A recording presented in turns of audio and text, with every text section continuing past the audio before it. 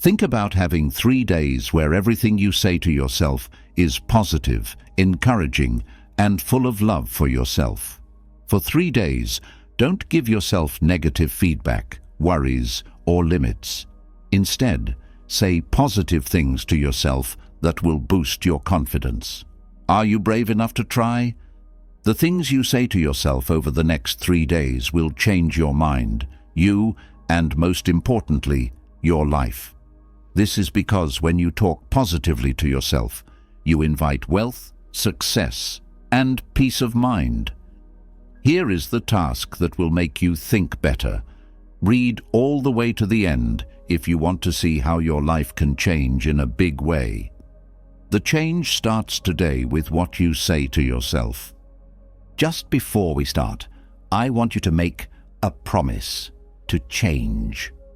Write in the comments, "Today I become my best self." Your first statement, the first step toward a new life and a new mindset, will be, "I am Stoic." That statement is more than just words. It's a promise to help you grow and change. Get it, and get ready for a big change in your life. First, change starts with focusing on one thing for 3 days straight. Focusing on one thing at a time is what it takes to change. You need 3 days of deliberate practice to begin the process of altering your mindset and reprogramming your brain.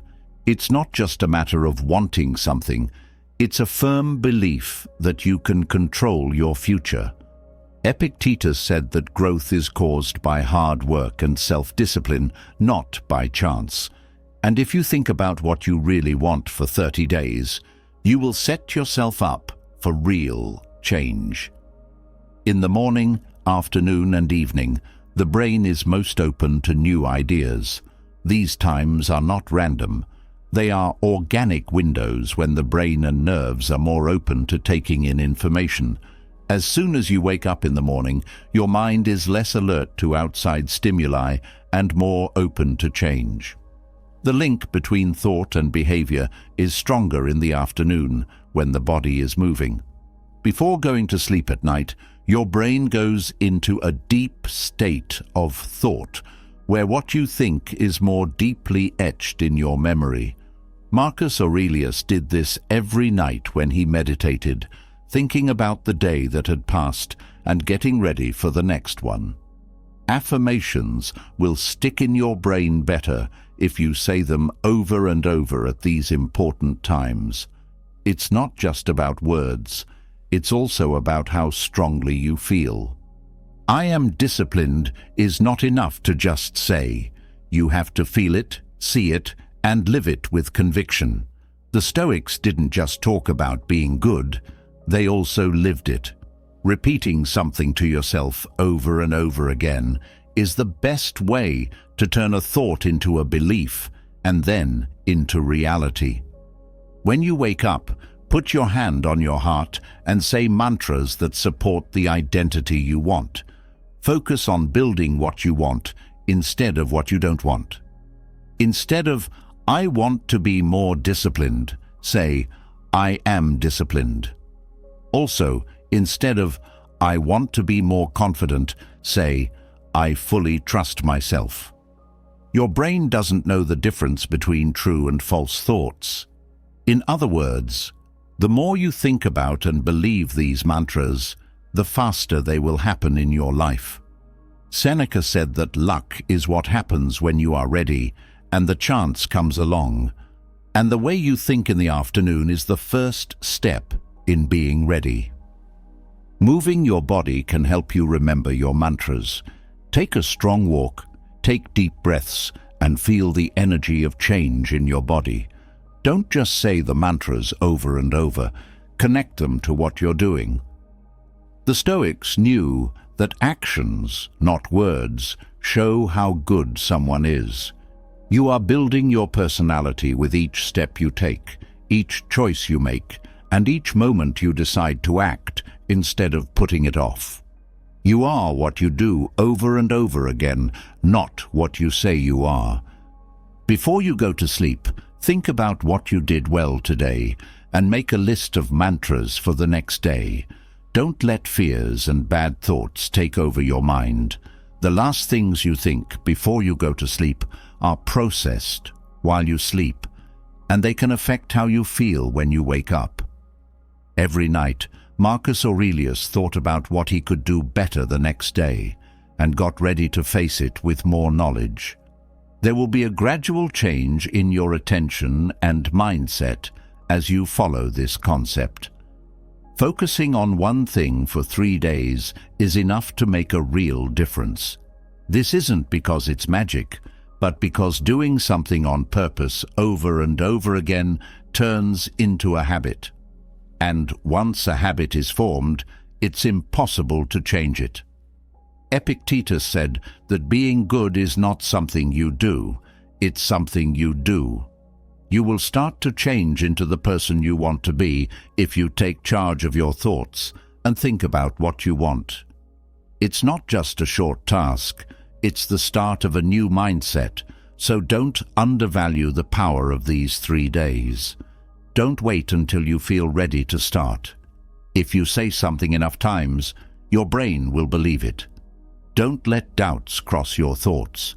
Your life is made up of the ideas you feed it every day. If you change your mind, things in your life will start to change too. Second, the way you talk to yourself affects your world.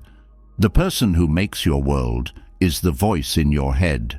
Each thought you have over and over again is a brick in the building of your life. Your daily life will represent the questions, complaints, and excuses that you talk to yourself about all the time. You will start to change how you act and how you see the world if you learn to talk to yourself with purpose and focus. Marcus Aurelius was dead on when he said that the quality of our thoughts determines the quality of our lives. You can't expect to be great if you keep telling yourself bad things. Your body has a biological response for every thought you have. It's true that what you think affects how you feel, which in turn affects what you do. If you keep telling yourself that you're not good enough, your brain will keep telling you that until it becomes true. The mind wants to be reassured of what it thinks, and if you give it negative thoughts, they will shape everything you do. Epictetus said that what happens to us doesn't affect us, but how we think about it. Each problem will mean you can't do it if you see it that way. You will give up before you even try. The power of self-talk shows up in everyday life. When you wake up in the morning and think, "Today is going to be a hard day," your brain will start to work on worry before anything really bad happens. Your mood will drop, your body will tense up, and you won't be able to concentrate as well. It's not magic, it's just the way our minds work. Your mind plans for what it expects to happen, but the opposite way sees the same thing happen. When you wake up, telling yourself, "Today is a day full of opportunities," will make your brain start to feel better. You'll be more open and sure of yourself when you act. The Stoics lived by this rule every day. Marcus Aurelius wrote his meditations to keep his theory strong and to remember himself of how he wanted to live his life. He didn't let his thoughts just happen. He was in charge of his story. Change the way you talk to yourself too. Don't let your natural thoughts decide how you feel. Every bad thought should be questioned. Ask yourself, is this really true, or is it just a fleeting impression? Most of the time you'll find that it's just a habit. It's not a fact that can't be changed. You need to train your mind to guide you instead of letting it guide you. Saying mantras isn't enough. You have to feel them and believe them. You will start to act in the way you want to act if you tell yourself every day, "I am ready for success. I face every challenge with determination. My mind is strong and resilient." You should not let your thoughts make you weak. Instead, they should be your strongest tool. Seneca said that a mind that tortures itself is the worst thing that can happen. Do not let yours do it. When you're stuck, don't tell yourself, "I can't do this." Instead, tell yourself, "I can learn to do this." If you fail at something, don't say, "I failed." Say, "This is a lesson for me to get better." A small change in words can make a big difference in getting things done. The talk you have with yourself can either be your biggest problem or your biggest asset. It's up to you to use it to help yourself or hurt yourself. Thoughts are more than just thoughts. They are commands that your brain follows. You can tell it to be weak, and it will react by being afraid. If you tell it to be sure of itself and determined, it will do what you say. You can't keep talking to yourself in ways that hold you back. Talk to yourself like you would a friend or family member you want to do well. Your best teacher, guide, and driver will be yourself. Every day you can choose how to talk to yourself, and that choice will affect the rest of your life. You can't change the things that happen around you, but you can change the story that you tell yourself. And as you do that, you will slowly change not only the way you think, but also the way you live.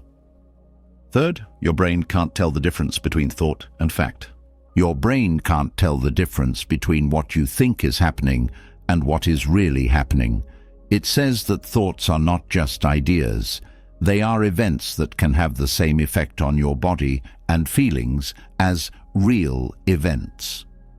If you keep picturing failing, being afraid, or being limited, your mind will react as if you were actually going through them, which can cause stress and worry.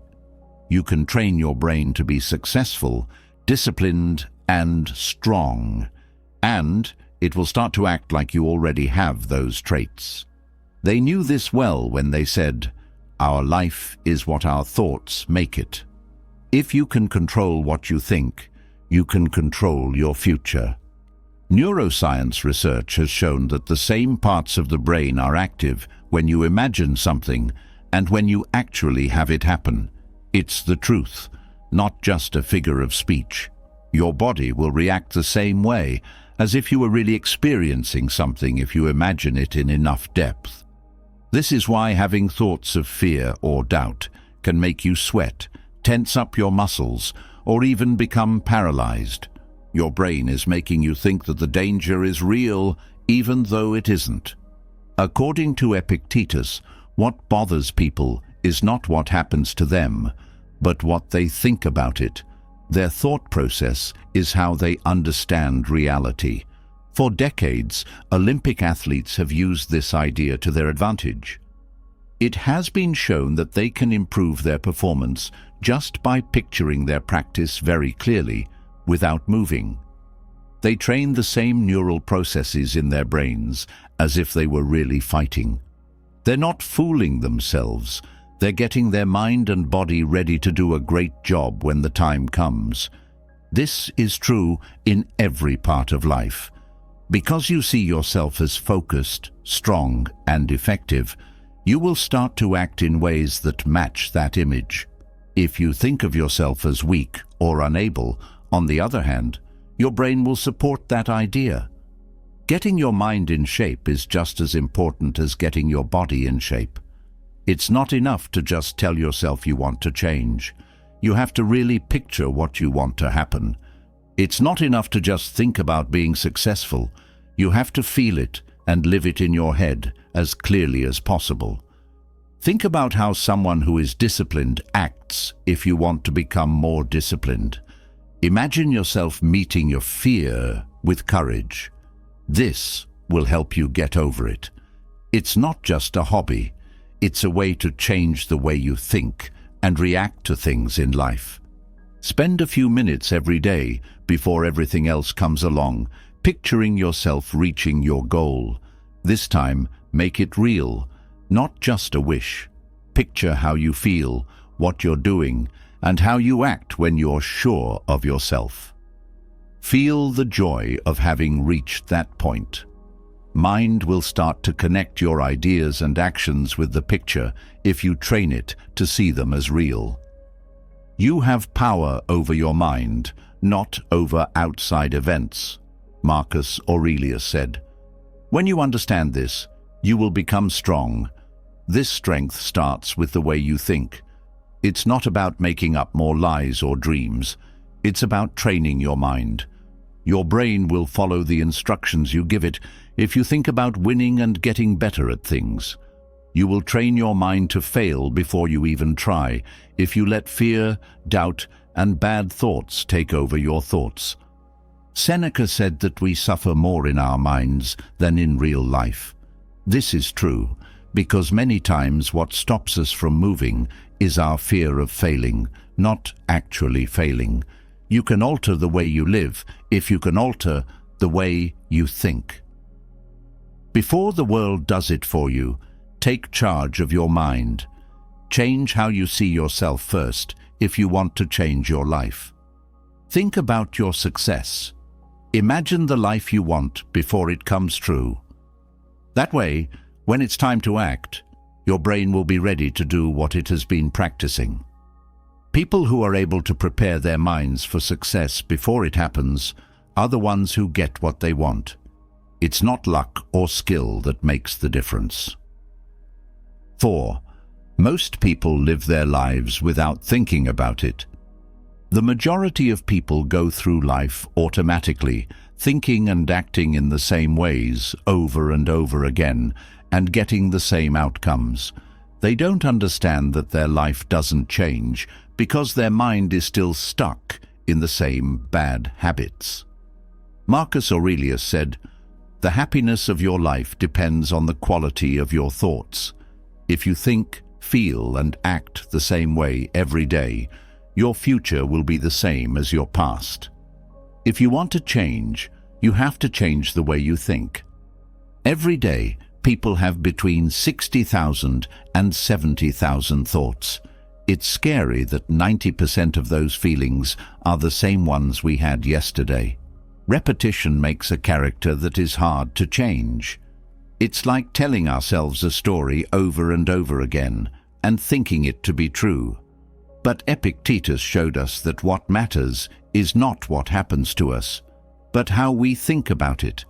But if you always see things the same way and believe the same things, you will get stuck in a small form of yourself. If someone tells themselves over and over, "I'm not good at business," every choice they make will support that view. They will stay away from risks and chances, and they will hang out with people who support their story. Their life will not be determined by fate, but by what they think about it. The mind wants things to make sense, and if you think something about yourself, it will do everything it can to back it up. It's the same in every other part of life. You will act in a way that shows you are not controlled if you tell yourself that. If you tell yourself, "I can't speak in public," you will be scared every time you have the chance to do it. Not because it is an absolute truth, but because you have grown to believe it over time. The important thing is to recognize these repeated thoughts and choose to have something else instead. You have to take apart the stories you've told yourself if you want to change. When you have a thought that holds you back, question it. Is this really true, or is it just an idea that I've told myself so many times that I think it's true? Most of the time, you'll find that besides habit, there's no real reason to hold on to that idea. The things you think affect the things that happen to you, because your brain doesn't tell the difference between the two. You can start to think that you are dedicated even if you don't believe it at first. Your mind will start to act in line with your words over time. It is not magic, it is real science. Stoics knew that controlling your thoughts is the first step to being self-disciplined. Seneca said, "It's not that we don't have enough time, but that we waste a lot of it." Letting thoughts that don't lead you anywhere waste your time is the worst thing you can do. You have been letting your mind run on autopilot for years, so it's not easy to take control of it. Instead of having your mind roam, pick a thought and think about it. This gives you back control over your life. You shouldn't force yourself to think happily for no reason. Instead, you should train yourself to know which thoughts make you stronger and which ones make you weaker. If you tell yourself, "This is too hard," every time you think about a problem, your brain will give up before you even try. But if you think, "How can I fix this?" you make a totally different reaction happen. If you want to change your life, you have to first change the way you think. If you keep telling your mind the same old things every day, you can't expect different results. The first step in changing is to train your mind. Marcus Aurelius put this idea into practice by writing down his thoughts every morning. This helped him remember that he could choose a different way of thinking. Fifth, the way you believe shapes your future. People build their lives around what they believe about themselves, not because it's true, but because their minds are set up to act in that way. Thoughts that are limiting are just thoughts that are repeated over and over again until they become routine. People aren't upset by events, Epictetus said, but by how they think about them. When you see a challenge as an impossible test, it will stop you. But when you see it as a chance to learn, your mind will come up with answers instead of excuses.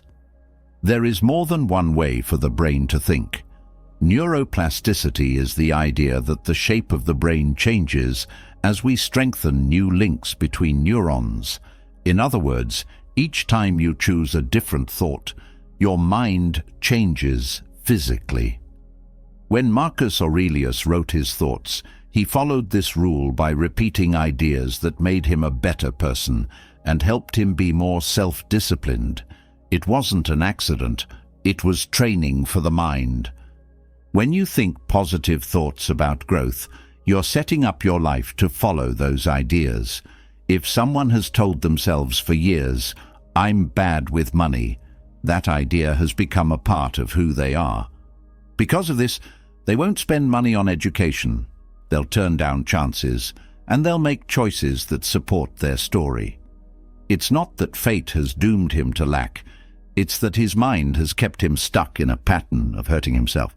It's the same in every other part of life. If you tell yourself, "I'm not disciplined," you won't follow through with what you say. You will avoid events that will help you get better at talking if you say, "I'm not good at that." The key is to change your views on purpose. It's not about telling yourself lies. It's about picking thoughts that help you instead of ones that hold you back. Say, "I'm learning how to handle my money with intelligence and clarity," instead of, "I'm not good with money." It might sound forced at first, but your brain will start to believe the new story after a while. "As long as you live, keep learning to live," said Seneca. You are not stuck in a form of yourself that doesn't change. Every day you can start over. Wanting to change doesn't really make it happen. You have to be deliberate and keep at it. Your brain's nerve pathways get stronger with each thought you have. If you keep thinking about growth ideas, they will become a part of who you are over time. A mind that is taught for stability is what gives you self-discipline, not something you are born with. Self-confidence is not a gift. It comes from thinking things that make you feel good about yourself. Who you are tomorrow will depend on what you think today. In order to shape the mind, the Stoics knew that it needed the same kind of hard work as the body. You don't trust your physical health, so why trust your mental health to thoughts that come to you on their own? Epictetus said that no one is free unless they are their own master.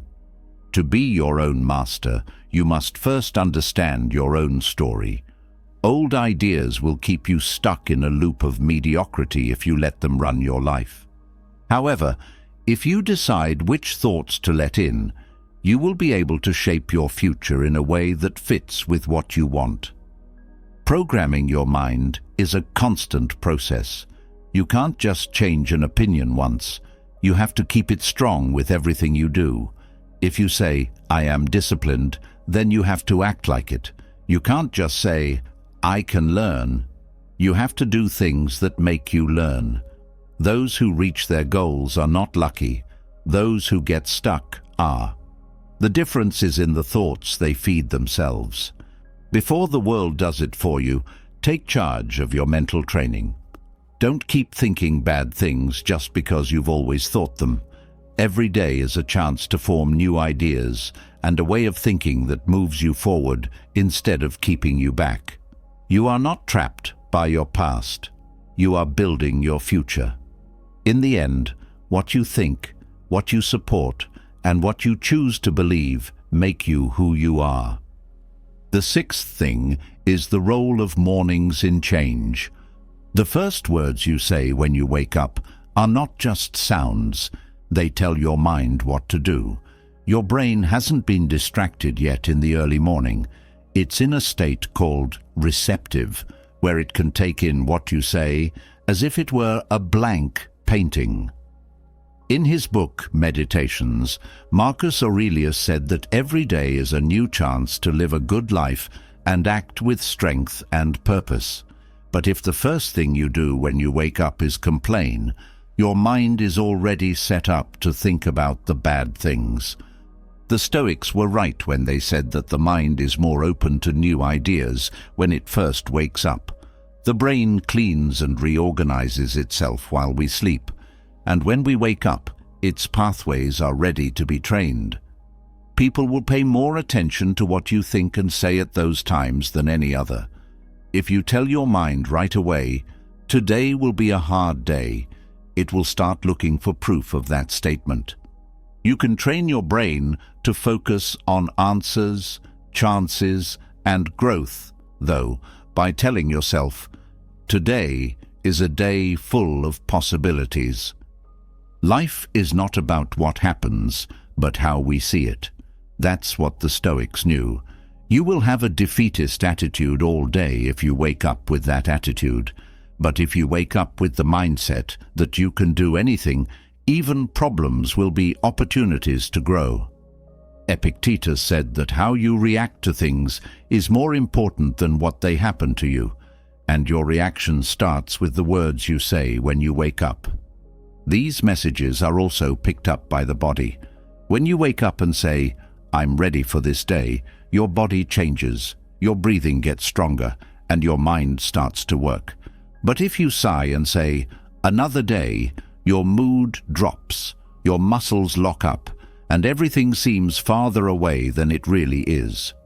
How you talk to yourself shows how you deal with life. Every morning, start your day with strong affirmations, not just empty words, but words that set your mind on success and plenty. Seneca said that life is not short, but we waste it worrying about things that don't matter.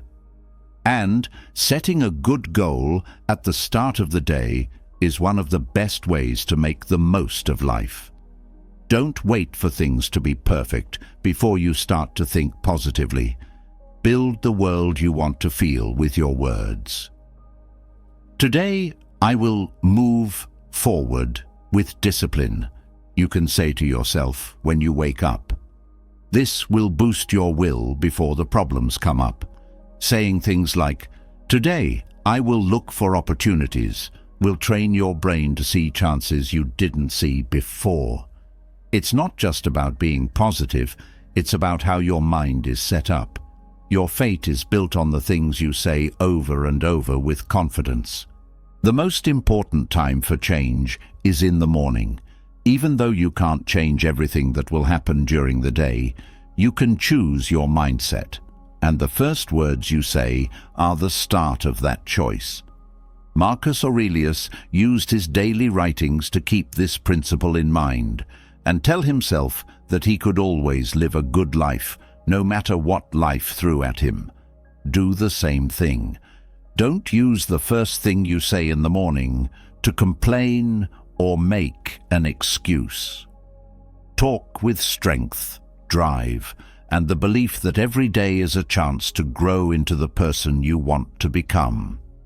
Seventh, every thought has an effect on your body. Each thought is a message sent to your body by chemicals in your brain. They are orders that control how you feel, what you do, and even how your health works.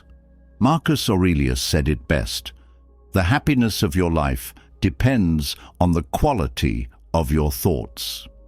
If you think about problems, stress, and bad things all the time, your body will react as if you were in danger, sending out fear hormones that make you feel tired. But if you train your mind to think about being thankful, being disciplined, and growing, your body will match your inner strength. What the Stoics knew from experience is now backed up by science. These are the stress hormones that your body releases when you think about being scared or anxious. This makes your muscles tense up, speeds up your heart rate, and makes your body alert, as if you were really in danger. The trouble is that the body gets weak when this state lasts for a long time. The mind sees danger everywhere, the defense system gets weaker, and health problems start to show up. Seneca said, "We suffer more in our imagination than in reality." He was right, because most of the time our fears don't come true. But the body hurts like they are real. The hormones of happiness, dopamine and serotonin, are made when you think of things like thanks and strength. These chemicals not only make you feel better, but they also boost your energy, make your defense system stronger, and help you deal with problems better. If you want to be wealthy, Epictetus said, don't get more things. Instead, value what you already have. Being grateful is more than just thinking a good thought. It changes your body's chemistry so that it is more balanced and calm. If someone thinks bad thoughts all the time, their body reacts by making them tired for no reason, giving them headaches all the time, and making their breathing short. It's not an accident. It's the result of a system that is always at odds with itself. You can train your mind to find answers instead of problems and see the good in every day. This will give your body more energy, focus, and endurance. What you choose to think about over and over again makes the difference between a mind that wears you down and one that makes you stronger. Think of 3 things you're thankful for before you go to sleep. Just think about the good things in your life. It doesn't have to be a big deal.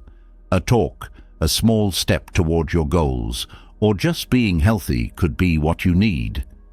This habit not only calms your mind, but it also gets your body ready for a good night's sleep by releasing hormones that make you feel good. Marcus Aurelius wrote about his day every night, not to complain, but to think about himself and get stronger. If you follow this rule, you will notice that your body and mind start to change. You have the most powerful tool in the world, but you have to learn how to use it well. Avoid letting fear and worry take over your thoughts. Stop and change the story every time you feel anxious. Does this thought make me stronger or weaker? Change it for one that will help if the first one doesn't.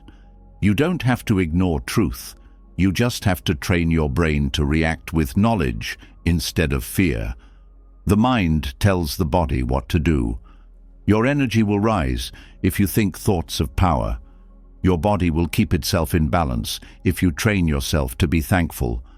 You will have taken a big step toward becoming the best version of yourself if you learn to control your thoughts instead of running with them. Don't let your mind make you weak. Instead, use its power to change you. Getting rid of the past is the 8th thing that leads to change. When you break with the past, you make real change. Building a new world is impossible if you hold on to old feelings, ideas, and habits that don't help you. Marcus Aurelius said, "If something outside of you hurts you, it's not that thing that bothers you. It's your judgment about it, and you have the power to change that judgment right now." To change your life, you don't have to change what happened. You have to change how you feel about it. Carrying around the weight of past mistakes will make you go through the same loop over and over again. The brain can be shaped and is always changing, but only if you give it new thoughts and events. Holding on to the past makes the same brain links stronger and trains your mind to live in a loop. Neuroscience has shown that when you remember something, the same parts of your brain that first noticed it get active and stronger. This means that whenever you think about or feel a loss, failure, or betrayal, you are making it stronger in your mind and body. Epictetus said that we can't change the things that happen to us, but we can change how we think about them. If you think of the past as something that weighs you down, your mind will use it as a rock to hold you down. If someone thinks about a broken love relationship over and over, their mind is still set up to feel pain. There will always be a part of their brains ready for the same story to happen again, no matter how many new chances come up. They will attract relationships that are difficult for them, see signs of betrayal where there are none, and be suspicious of everything. The reason is not that the present is the same as the past, but that your mind keeps running on the same programs, which makes what you fear come true. Mind discipline is the act of letting go of the past. You don't have to ignore it or act like it never happened. You just have to decide that it will no longer affect you. Say to yourself, "I choose to free myself from the past and create a new reality every time a bad memory comes back to you." Don't just think of it as a statement. See it as a promise. That's why you need to think and act in ways that are in line with the life you want to build, in order to give your mind new instructions. Stoicism tells us that what makes us strong is not what we've been through, but what we choose to do with it. It is not what happens to us that affects us, but how we interpret it, said Seneca. If you see the past as a jail, you will stay stuck in it. But if you see it as a lesson that has already been learned, you can leave it behind and move on. You are not your mistakes, your flaws, or the hurts that other people caused you. From now on, you are what you choose to be. You can only act in the present. You miss out on the chance of what could be if you stay stuck in what was. Think about what you can do and what you have right now. Stop telling the same parts of the story over and over if you want to change it. Today is a new day, but you will never write anything new if you only read the same words over and over. Transformation is not a one-time thing. It's a choice that you make all the time. Do not let the past pull you back. Always tell yourself that you can let go. Be aware and choose to stay in the moment every time a thought brings up an old hurt. Life isn't holding you back. You're the one who has you tied down. Let go and choose to move forward. When you stop looking back, the way forward becomes better. Now I'll give you some examples of words you can use every day that will make a difference in your life. Watch the video below to see how simple daily mantras can change the way you think and feel. 9. I am in charge of my feelings. Feelings are normal and normal for everyone, but how we choose to deal with them is what really shapes our lives. This is at the heart of the Stoic philosophy, which says that our feelings should not control us, but rather rule us. During hard times, no one can help but feel annoyed, sad, or angry. What we can change is how we respond. Stoicism tells us to pay attention to our feelings, name them, and know that they don't have to run our lives. The truth is that we are the ones who can choose how to respond. This Stoic message is backed up by science. Being able to notice, understand, and control your feelings is a part of emotional intelligence. Being emotionally intelligent is linked to being more resilient and successful in life. People with high emotional intelligence are more flexible and better able to deal with stress. As a result, they do better in their relationships and reach their goals. We can get better at staying calm and clear-headed even when things are really tough if we practice emotional self-regulation all the time. Imagine that someone is having a tough time at work. They might have had a fight with a coworker, or an important project has run into trouble. That person might act quickly if they don't learn to control their emotions and let their anger or rage cloud their thinking. However, if that person can notice their feelings without getting caught up in them, they will be able to step back and decide what to do. This is what the Stoics mean by living in line with reason. The key to keeping our inner peace is not letting our feelings get the best of us, and instead making smart decisions. To get there, you have to keep practicing. Meditation and taking deep breaths are two of the best ways to improve our ability to control our feelings, because they calm the mind and help us focus on what's important. These techniques help us deal with strong feelings more quickly. For example, deep breathing turns on the parasympathetic nervous system. This system calms down the fight or flight reaction when you're stressed. By doing it often, we can get better at staying calm and handling things calmly no matter what. Meditation, on the other hand, trains our brains to pay more attention to the feelings and thoughts that come up for us. Instead of identifying with them, it teaches us to see them as temporary events that we can watch without responding. By getting better at being thoughtful, we can handle our feelings with more understanding and balance. Not only does it help us control our feelings better, but it also lowers our stress and makes us healthier generally. Keep in mind that you have the power to choose how to react every time you feel strongly about something. Do not let an emotional response carry you away. Instead, take a step back and breathe deeply. Pay attention to and accept your feelings, but don't let them run your life. If you do this every day, you will notice that your ability to deal with tough feelings gets better over time. Being able to handle your feelings is a sign of personal freedom. Don't let other people or events decide how you feel. You are the only one who can choose what to do. Number 10. I'm strong enough to get through anything. Getting stuck is not the end of the road. It's a sign that you are making progress. You can give up every time life hits you, or you can get tougher.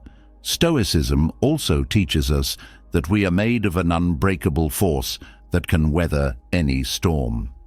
It doesn't matter how hard the task is, how you choose to face it is what's important. To grow, you need to learn how to use pain and failure as tools, not how to avoid them. Science backs it up. The psychology of resilience shows that people who go through hard times and get through them stronger mentally and adaptably. People who fail often are the ones who get better, not those who never fail. Your brain changes so that it can handle problems better in the future when you face an issue and choose to deal with it instead of running away. Every problem you solve supports the idea that you can do it, that you can handle more than you thought, and that you have a power inside you that only comes out in tough times. Imagine someone who loses their job out of the blue. At first, they are scared, unsure, and even hopeless. But they don't stay still. Instead, they decide to do something. They start to look for new chances, learn new skills, and change how they do things to fit the new circumstances.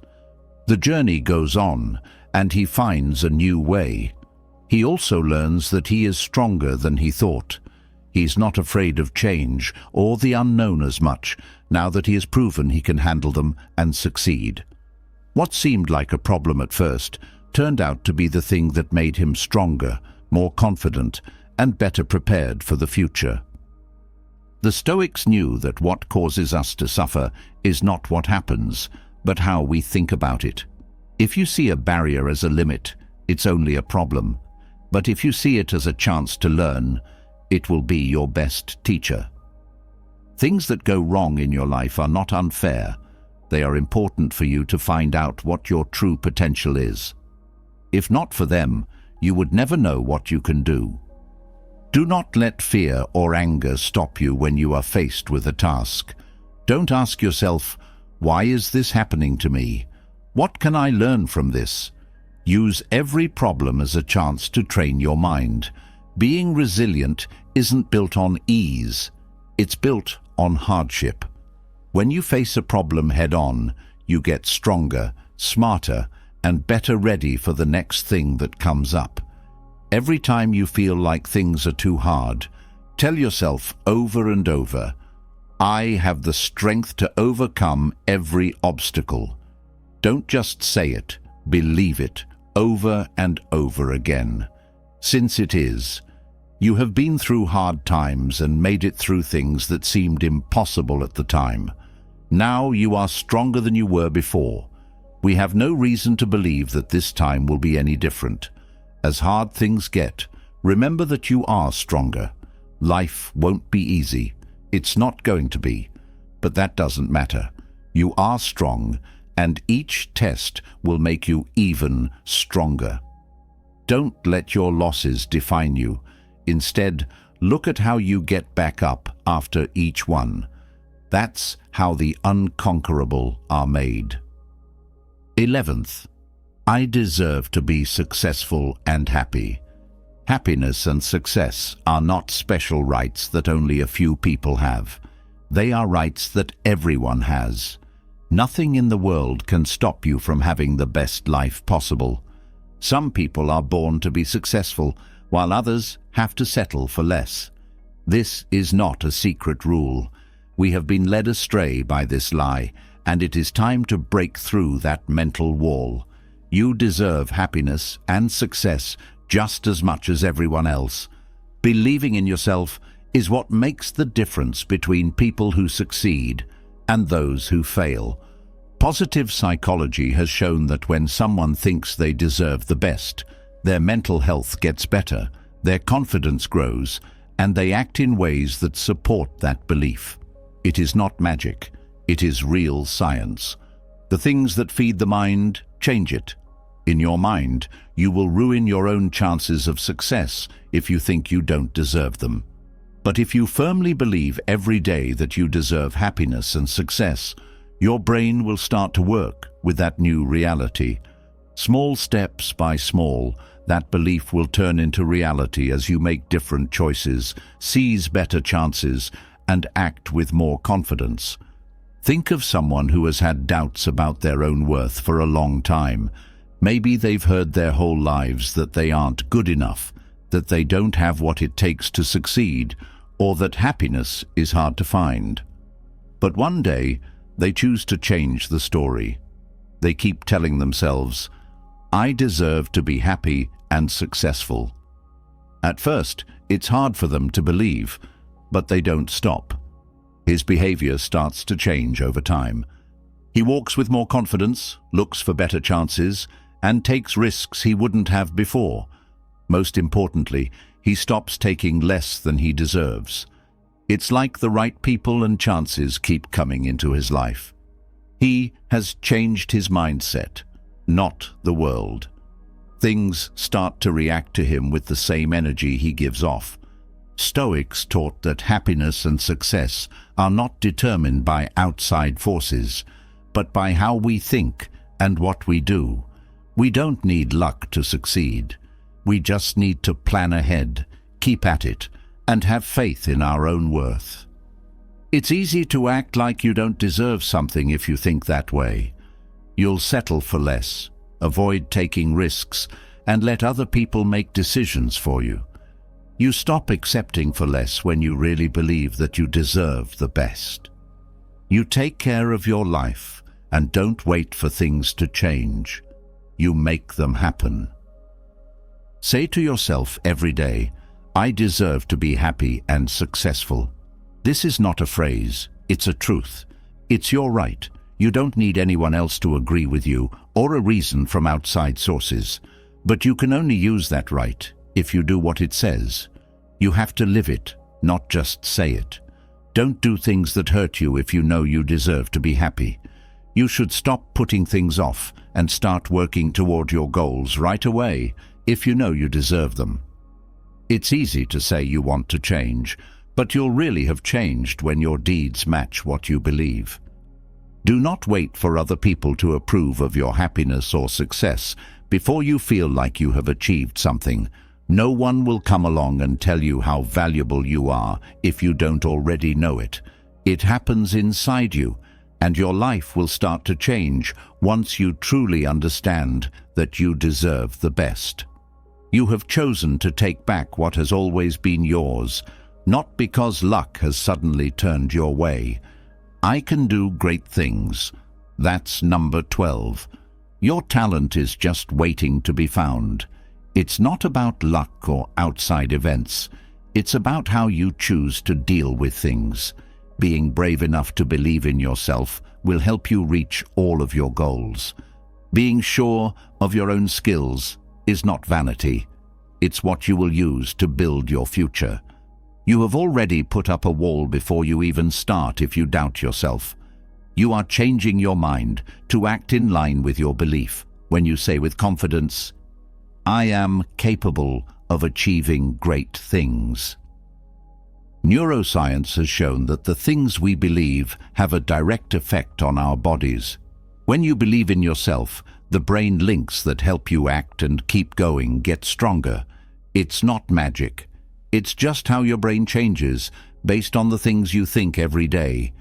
Your brain will keep telling you that you can't do something if you think you are useless. This will make you act with fear and doubt. But if you keep telling yourself that you can do it, your brain will make new links that will help you make decisions with more confidence and drive. Think about someone who tells themselves every day, "I can do great things." At first, he might not believe it, but over time, it becomes a truth for him. He starts to walk and talk with more confidence, take risks he never would have before, and most importantly, he starts to act in line with what he thinks. He gets closer to his goals with every choice he makes and every action he takes with confidence. He has changed how he sees the world, not because the world has changed. Stoicism tells us that we can't change the world, but we can change how we respond to it. The way we think is the first line of defense. You can't let fear and bad thoughts take over your mind. It needs to be trained like a muscle. The key is repetition. Every morning, look at yourself in the mirror and say out loud, "I am capable of achieving great things." Don't just say it for the sake of saying it. Mean it. It's okay if you find it hard to believe at first. Telling yourself over and over will make it real. And then act like you really believe it when you're out in public. This doesn't mean things will be easy or that you'll be successful right away. There will be problems, setbacks, and times when you question yourself. People who do big things, on the other hand, don't give up. They keep going, no matter what. They don't wait for the right time or look for reasons not to do something. They just keep going because they are sure they can do it. They keep going when other people give up because they believe in themselves. It's not about tricking yourself with empty thoughts. It's about picking the thoughts that will shape your life. If you put question seeds in your mind, fears and limits will grow. But if you think positive things about yourself and your goals, you will achieve them and be happy with your results. You can choose every day what kinds of thoughts to feed your mind, and that choice will determine what you can accomplish. There is no end to what you can do if you choose to use your ability. You don't need anyone's okay to do great things. You just have to decide to do them and then do them. Keep believing in yourself, because everything you want is just around the corner. 13. I'm thankful for all the good things in my life. You already have everything you need to be happy. You won't feel that way when you reach your goal or get what you think you're missing. You can see it right now, but you won't until you learn to value it. Being grateful is not the same as being a conformist, and it doesn't mean you shouldn't want more. It means seeing how valuable the things you already have are. People who are always looking for what they don't have will never be happy with what they do have. If you can't be grateful for what you have now, you won't be able to be grateful when you achieve more. Several psychological studies have shown that practicing thanks every day is good for your mental health, lowers stress, and boosts your sense of well-being. It's not enough to just feel good. You need to train your brain to think positively all the time. Getting used to finding the good in your life changes your attitude and makes you stronger when going through tough times. Thanksgiving turns life from a constant fight into a gift, which changes how you experience it. Imagine someone who always finds time to say thank you, even when things are hard. They do it not because their lives are perfect, but because they know there is always something good in the world. Their health, the people in their lives, the chances they've had, and the lessons they've learned make them thankful. By doing that, their point of view changes. They start to see everything they already have instead of what they don't have. That gives them the strength to move on and make it through hard times with a different outlook. Being thankful doesn't change the truth, but it does change how you live your life. The Stoics knew this better than anyone else. For them, what made someone happy wasn't what they had, but how they saw them. You don't need to get more stuff. You just need to learn to value what you already have. You can be happy with very little or with everything and still feel empty. What makes a difference is not the situation, but how you think about it. Every day, people who can be thankful, even when things are bad, find a reason to keep going. Being thankful makes you see the good in things when other people only see the bad. Be thankful all the time. Every day you should think about the good things in your life. Every morning or night, take a moment to list 3 things you're thankful for. If you can, write them down. Not big things have to be important. A friend who was there for you, a small accomplishment during the day, or just having a roof over your head could be enough. The most important thing is not how much you are thankful for, but that you are thankful. Because being thankful makes you more aware of how lucky you are. If you want to be thankful, don't wait until everything is great. Instead, be thankful for what you already have. Being thankful is what makes you successful, not the effect of it. You start to get more good things in your life when you learn to value what you already have. Because your mindset changes, not because the world rewards you in a magical way, you start to see chances where you used to see issues. You start to feel different, and your attitude changes in a way that inspires other people and gives you more confidence to move forward. Today, be thankful for what you have and where you are. It's not that life is perfect, but because there is always something to be thankful for. And when you start to see the world with thanks, everything else starts to change. Life is valuable. That's number 14. Because life is limited, it is very valuable. As time went on, it would lose its value. It wouldn't be important or necessary to do anything important if we had all the time in the world. But because we only have so much time, each moment is important.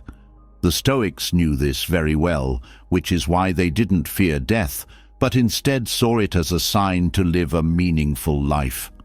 Memento mori, which means remember that you are going to die, is not a scary thought. It's a call to enjoy every moment, not waste life on pointless things, and not let fear or other things take away the time we can never get back. This idea is supported by modern science. Research has shown that people make better choices when they think about their own deaths. They keep their attention on what's important, their beliefs, their relationships, and their mission. When we know that time is running out, we stop putting things off and stop living like we have forever to live. We learn that every day is a gift and that squandering it is an act of not being thankful. Being aware of death makes us more awake. It wakes us up from the slumber of daily life and forces us to act.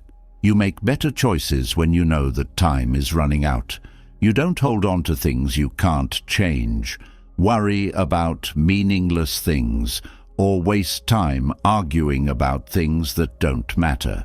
You start to value the important things more, like a genuine talk, a smile, a morning, the sound of the wind, and the little things that were always there, but you didn't notice before.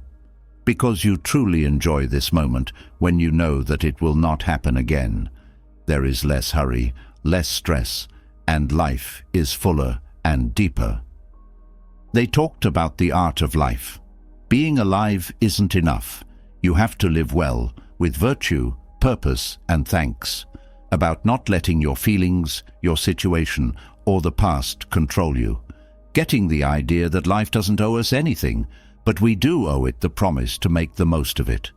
Not from stress, but from being aware of it, from the peace that comes from knowing that every day is a gift that won't come back, and that every moment is a chance to love, learn, grow, and be better. Being aware is important for all of this. Being truly present in every moment and not getting stuck in the past or being afraid of what the future holds. The present moment is where life takes place. Your mind gets lost in worries that aren't important, and every time you get sidetracked, you lose something that will never come back. If you really look, feel, and listen, you'll see that life has never been normal. It's always been amazing. We just haven't learned to see it that way. Life is more than just work, responsibilities, and plans for the future. It's not always true that when I have this, I will be happy. Life is the coffee you're drinking right now, the sound of someone you love laughing, the sun on your skin, the fresh air in the morning, and a genuine talk. To be happy, you can't go somewhere else, do something else, or wait for something else to happen. It's right now here. You have to stop, breathe, and open your eyes to see it though. Stoics told us to pay attention to what we can change instead of thinking about things we can't. The only thing we can change is how we feel about life. We get to choose how we want to live our lives, with thanks or complaints, focus or distraction, a plan or just letting things happen on their own. We always have a choice. It's a lot more beautiful in life when you really understand that every day is a gift that will never come again. Number 15. I bring good energy and chances to myself. What you draw to you depends on how you think and act. If you think about what's wrong, what's missing, or what could have gone better, you will always get more of the same. However, if you keep a positive mindset, choose to see the bright side, and act with drive, you will start to see possibilities. It's not about magic or anything mysterious. It's about how the mind works. What you think about changes what you experience. The Stoics knew this a long time ago. Things that happen don't affect us. How we think about them does. You can change your life if you change the way you look at things.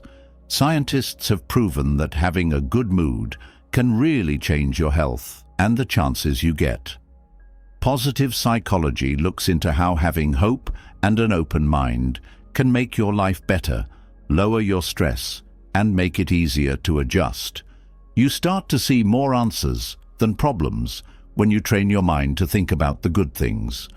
Opportunities that didn't seem possible before become clear all of a sudden. The truth is that they were there, but your mind wasn't ready to see them. How people see you is affected by the energy you give off. A person with a good mood and lots of confidence will always get better relationships, and more doors will open for them. Consider this. In the face of difficulty, someone who keeps an open and positive mindset is more likely to find answers. Imagine you're having a casual chat and not expecting anything in particular. The other person brings up a chance that you weren't even looking for because you seem interested and have a good mood. It could be a business idea, a job offer, or a useful link. There's no magic going on in the world to make this happen for you. It just so happens that your mood makes you more open to connecting with your surroundings and the people in them. The Stoics teach us that we can't change the things that happen to us, but we can change how we handle problems. You can either see it as a problem or a chance to help yourself grow. Your fate depends on how you decide to react. You will feel better mentally and inspire more faith in those around you if you approach problems with a positive mindset. People are affected by the energy you send out, and that energy comes back to you in different ways. You need to train your mind to always see the good in things. This doesn't mean avoiding problems or living in a make-believe world. Realizing the truth, accepting problems, and choosing to deal with them in the best way possible are all parts of this. Being thankful is a strong thing. Your view changes when you think about what you have instead of what you don't have. There are more options than limits when you start to see them. What seemed like an impossible problem at first is now a lesson that makes you stronger. A positive mindset enables you to overcome hurdles with greater clarity and drive. Life is not perfect, and there will always be challenges. What can I learn from this? Is a good question to ask yourself instead of complaining or getting angry. How can I get better from this trip? You take charge of your life and become someone who not only looks for chances, but also makes them. What affects how far you can go is how you feel every day. Each morning is a fresh chance to choose the energy you want to show. If you choose negativity, everything will look harder and bring you down.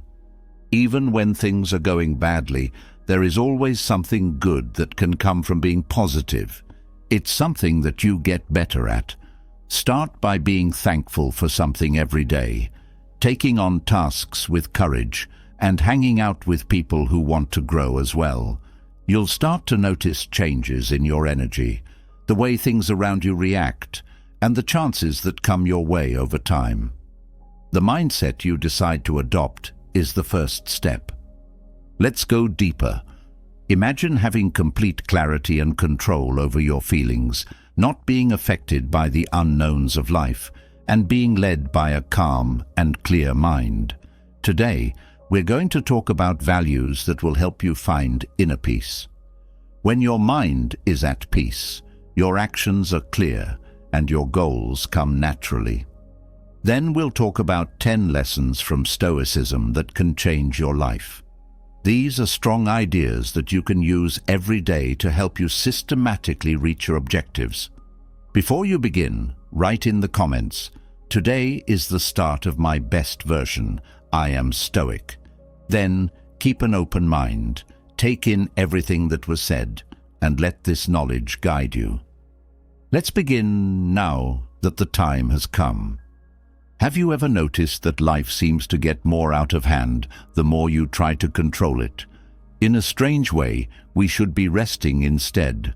We're running around trying to tighten every screw. Yes, it sounds contradictory, but that's the key. The real power to get what you want doesn't come from always fighting. It comes from letting yourself be calm, like a lake at peace. In this video, I'll show you how Stoic thought makes this clear. Strength lies in peace. So, I'm going to teach you 10 useful lessons on how to get what you want when your mind is calm. You won't be able to say anything after the last one. It's the key to a world that is so confused and confusing that no matter how hard we fight every day, we never have enough time or air to breathe. Try it out and then tell me what you think. Take a deep breath, let go of the chaos, and let life run. Have you ever seen someone who was stressed live a good life? I don't believe that. If you read what comes next, you'll see how you start to attract what you want so badly without having to work so hard. Step 1. Calm down.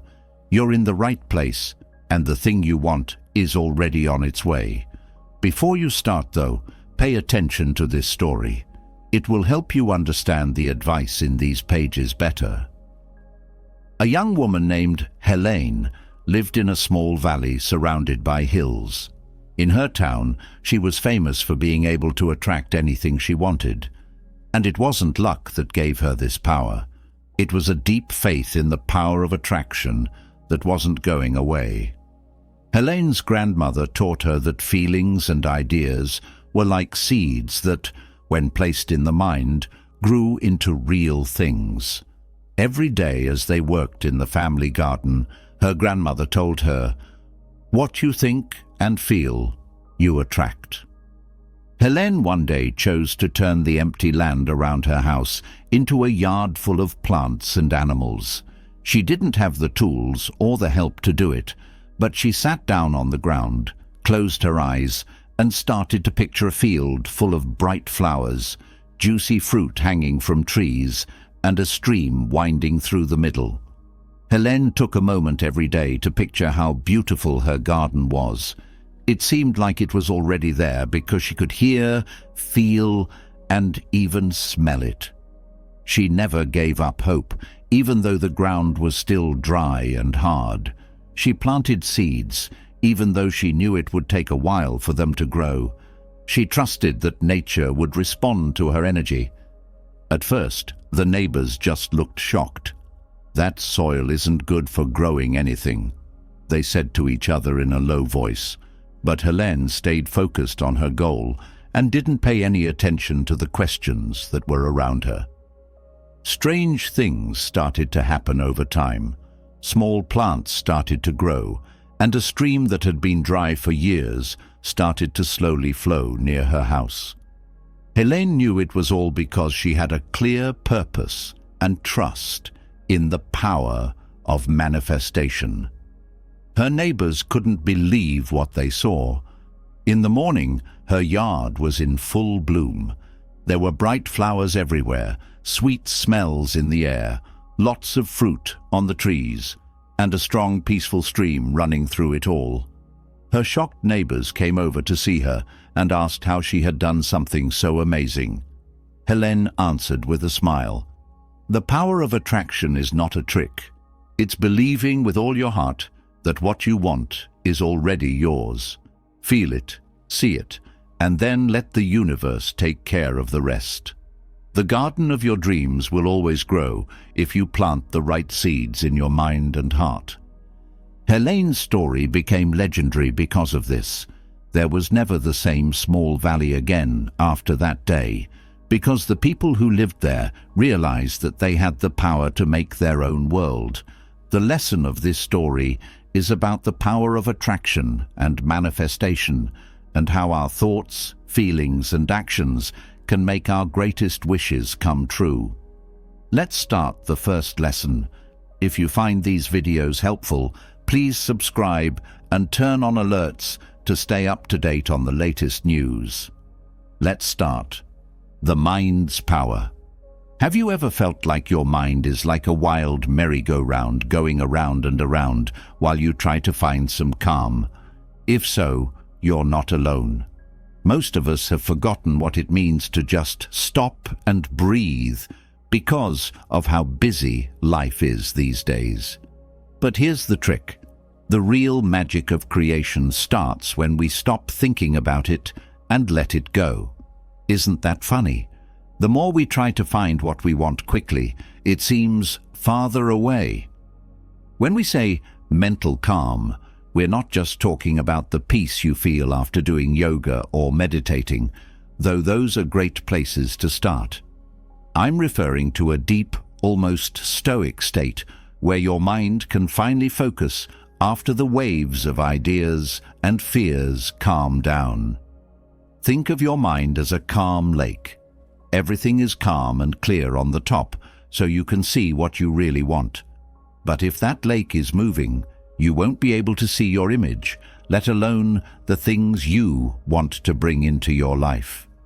It's not a luxury to be able to relax. It's a must. By letting our minds rest, we can start to talk to our subconscious, which is the part of us that knows our inner desires. Endorphins and other chemicals that help us think more clearly are released when we relax, according to science. This means that you are more open to opportunities and wants that seemed impossible before. Would it not be better to just sit down and take a big breath instead of running around trying to find answers? It's like exploring the whole house for your car keys when they were sitting on the kitchen table the whole time. You might now be wondering, how do I do that? How can I calm down and make my dreams come true? Don't worry. I'm not going to tell you to go climb a mountain to find wisdom. You can begin with something as easy as learning how to breathe. Every day, take a few minutes to breathe in deeply through your nose. Hold your breath for a second and slowly breathe out through your mouth. Try this a few times and you'll notice that your mind starts to calm down. Then, picture what you want. Make it so clear in your mind that you can almost touch it. Here's where the magic of manifestation comes in. When you're calm, your conscious mind starts working to make your dreams come true. It's like asking the world to bring you what you want while you're sitting on the couch and not even moving. With all of this, the important thing is not to fail to act. Acting is the key. But acting from a place of calm, not chaos, is key. The Stoics believed that true strength is not in being upset, but in being calm. So remember this before you act. First rest, then go take over the world. What the universe has in store for you might surprise you. Remember that the power of a mind at rest is not just a nice term. It's a way of life that can change yours if you follow it. There are times when less is better. So the next time you feel like you can't handle everything, take a deep breath, relax, and watch how your wishes start to come true. In a world full of noise, magic does happen when there is no sound. In the silence of the mind lies the voice of the heart, Epictetus said. Flow and get. Have you ever thought about how many things we try to manage? Everything, from the little things that happen every day to the big plans that look so good in our minds. What do we get? We feel stressed, angry, and like we can't control anything. It's like water running through our fingers. We forget an important lesson when we resist. Sometimes the best thing to do is to chill out and let things happen. Stoic theory, which can seem very far away and deep, tells us that we don't really have power over our lives. Think about being on a roller coaster. You can scream and hold on tight, but the ride will still be what it is at the end of the day. You will feel dizzy if you try to resist. To enjoy the beauty of life, don't try to control everything. Life is a path with many surprising turns. So why not try letting go a bit? Mindfulness exercise is one of the best things you can do for yourself. You don't have to sit in a corner of the room in lotus position to do this. The point is to learn how to watch without judging. For instance, if you're stuck in traffic, try taking a deep breath instead of going crazy, thinking about how bad the other drivers are. Enjoy the moment, put on your favorite music, or just look around. Yes, you do. Instead of getting angry, you enjoy watching your own life, which is much more fun. You can also use the method of letting go with other people. When we try to control how other people act, we sometimes make things more difficult than they need to be. No matter how hard you try, you can't change other people. It does not work. Try not to force a friend to be the way you want them to be. Instead, accept them just the way they are. Ask them to do something with you, but don't worry if they don't want to. Just take it easy. Take it easy with other people and let them go at their own pace. You have to practice letting go, just like you have to learn how to ride a bike. At first, it might look scary, and you might think you're going to fall off at any second. But as you try more times, you get better. And finally, you even start to enjoy the ride. Like riding a bike, life is about staying balanced and learning to enjoy the ride instead of just focusing on the end goal. You will find it very useful in your life to learn how to not fight back. When you stop trying to keep everything under control, you make room for peace and growth. Remember this the next time you feel stuck. Calm down and make everything you want happen. To quote a wise Stoic, life is like a river. Sometimes you have to let go and enjoy the flow. Are you ready to start letting go? You can wait for life, and you never know what great things it might bring you. Making things happen from a place of thanks. Before, have you ever thought about how being thankful can help you get what you want? Gratitude and creation are like old friends who can change your life when you use them together. It may sound like one of those Sunday morning self-help tips. If you show up to a party with an open mind and a thankful heart, you'll have a much better chance of meeting useful people. But if you do not show up and are upset, it will be like you are eating your salad in the back while everyone else dances. Why not change this and start creating from a place of thanks? There is a very clear link between being grateful and making things happen. You can get more when you're grateful for the things you already have, like your morning coffee or that song that is stuck in your head. Life seems to be saying, hey, this person really knows how to enjoy things. Let's give them more reasons to be thankful. In the next time you feel like you don't have enough, try writing down all the things that make you happy. You have a lot already, which might shock you. When we talk about manifestation, it's more than just an ex coming back with flowers, though everyone has their own hopes and dreams. Making a life that matches your inner desires is what true manifestation is. It's like painting. If you start with gratitude, the brushstrokes of your dreams will be much more vivid. Relax and manifest everything you want comes into play here. But how are you supposed to relax when life is so crazy? That sounds easier than it is, right? That is where the Stoic way of thinking comes in. To be happy, the Stoics said, you should accept the things you can't change and focus on the things you can. This mindset not only helps you control stress, but it also makes you more appreciative of all experiences, good or bad. If you run into a problem, instead of getting angry, think, this is an opportunity to learn. Here are some ways to bring more thanks into your life. First, there's the thanks book. Write down 3 things you're thankful for every night. This helps you think about the good things in life and gets you ready to receive more gifts. Second, try meditating. You don't need to know a lot about yoga or have a hard chant. Just be still and let your thoughts run. The calm that comes from it will help you see what you want more clearly. Third, spend time with people who value being thankful.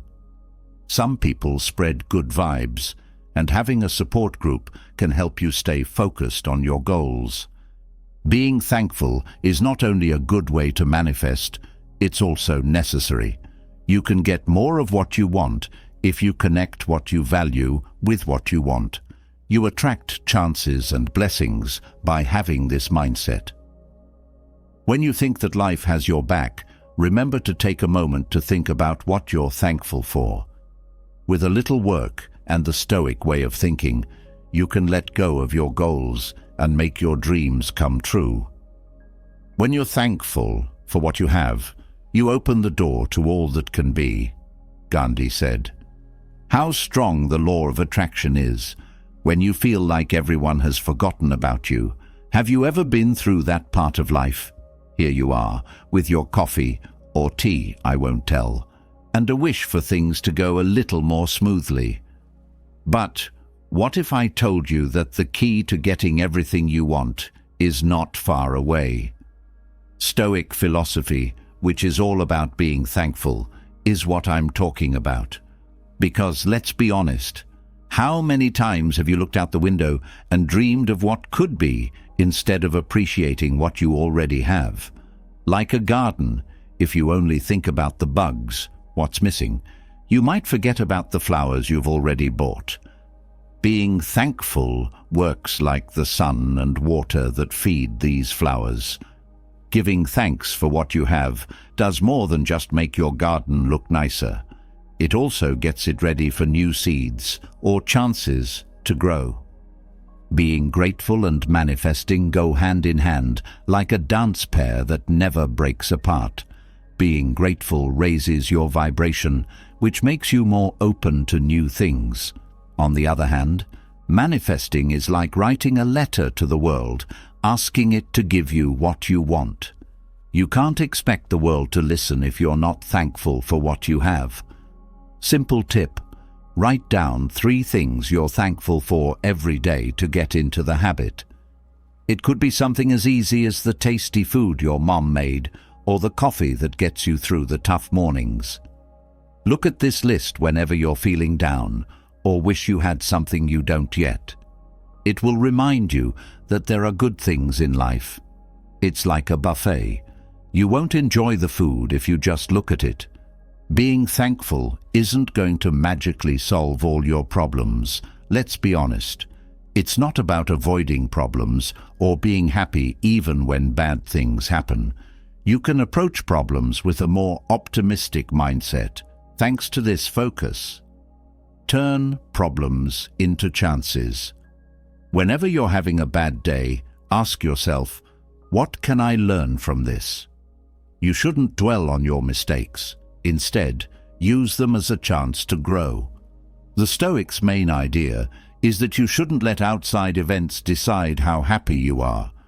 Also, in case you were asking, relax and manifest everything you want isn't just a popular saying on social media. There is some truth to it.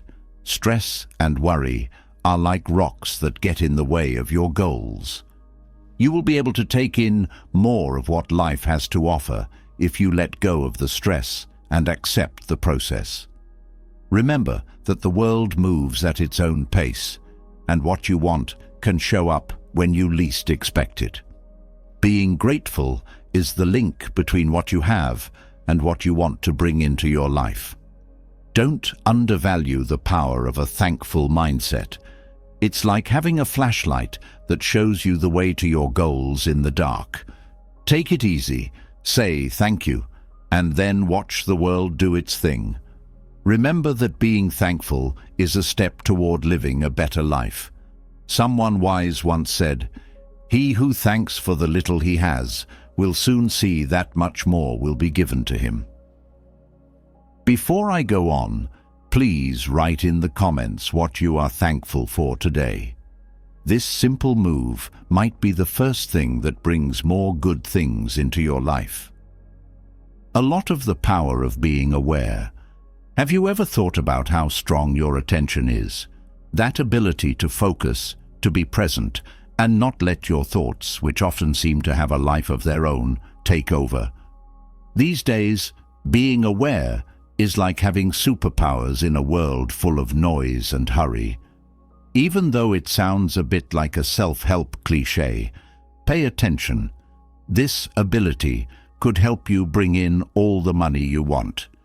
With its focus on self-control and self-discipline, Stoicism can be a great place to start. Who needs magic when you can control your own mind? When you become more aware of your feelings and thoughts, you're more open to the chances that life has to offer. Have you ever thought about walking through life like a boat with a captain, rather than letting sadness and anger pull you along? It sounds good, doesn't it? Now, how do you get into that calm, open state that will help you make your goals come true?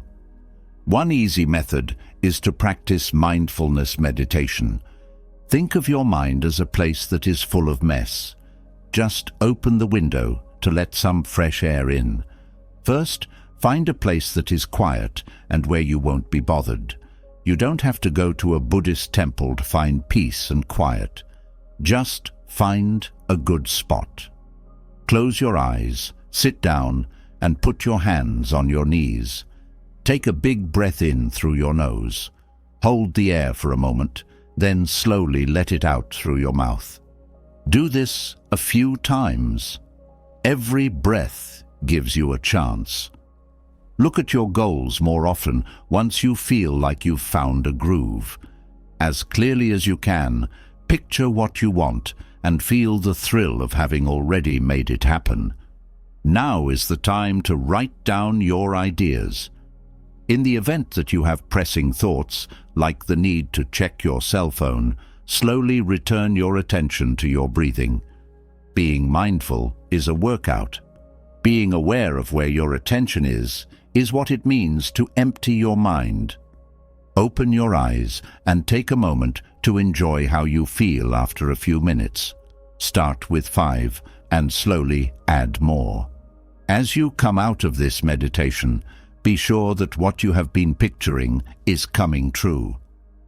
Regularly using this method will not only help you calm down, but it will also open you up to chances you might not have seen before. It's like cleaning out your mind. All of a sudden, you can see new options. So why not begin today? Take it easy and let good things come to you. Remember that it's not enough to just want something. You also need to get ready to receive it. If you're always in a hurry, who will notice when that perfect chance comes along? Remember this. Abundance is not a place you get to. It's a path that starts with being aware. Think about it for a minute. How sleep can help. Has anyone else ever noticed that right before you fall asleep, your mind fills with great ideas? It's like this state of half-awareness is a holy place where anything is possible. The great expressions are made right there, on the edge between being awake and asleep. There is one small thing that most people forget, though. We need to calm down for this to work. If you think that life is a game and that you are the main character, then get a pillow and learn how to dream big. Going back to the yard, your mind is like the dirt. It will grow beautifully if you take care of it by planting good thoughts and pulling out weeds. However, if you let stress and worry take over, it's likely that your dreams will die. When we find it hard to relax, this is exactly what happens. This process can be helped by the Stoic philosophy, which says to be calm when bad things happen. Don't think about all the things you haven't done yet. Instead, take a deep breath and think of sleep as a place where you can put your goals. Let's talk about getting a deep sleep. Mind is busier during REM sleep than when you're awake. Did you know that? It's like your brain waves are going up and down, and now is the best time to set strong goals.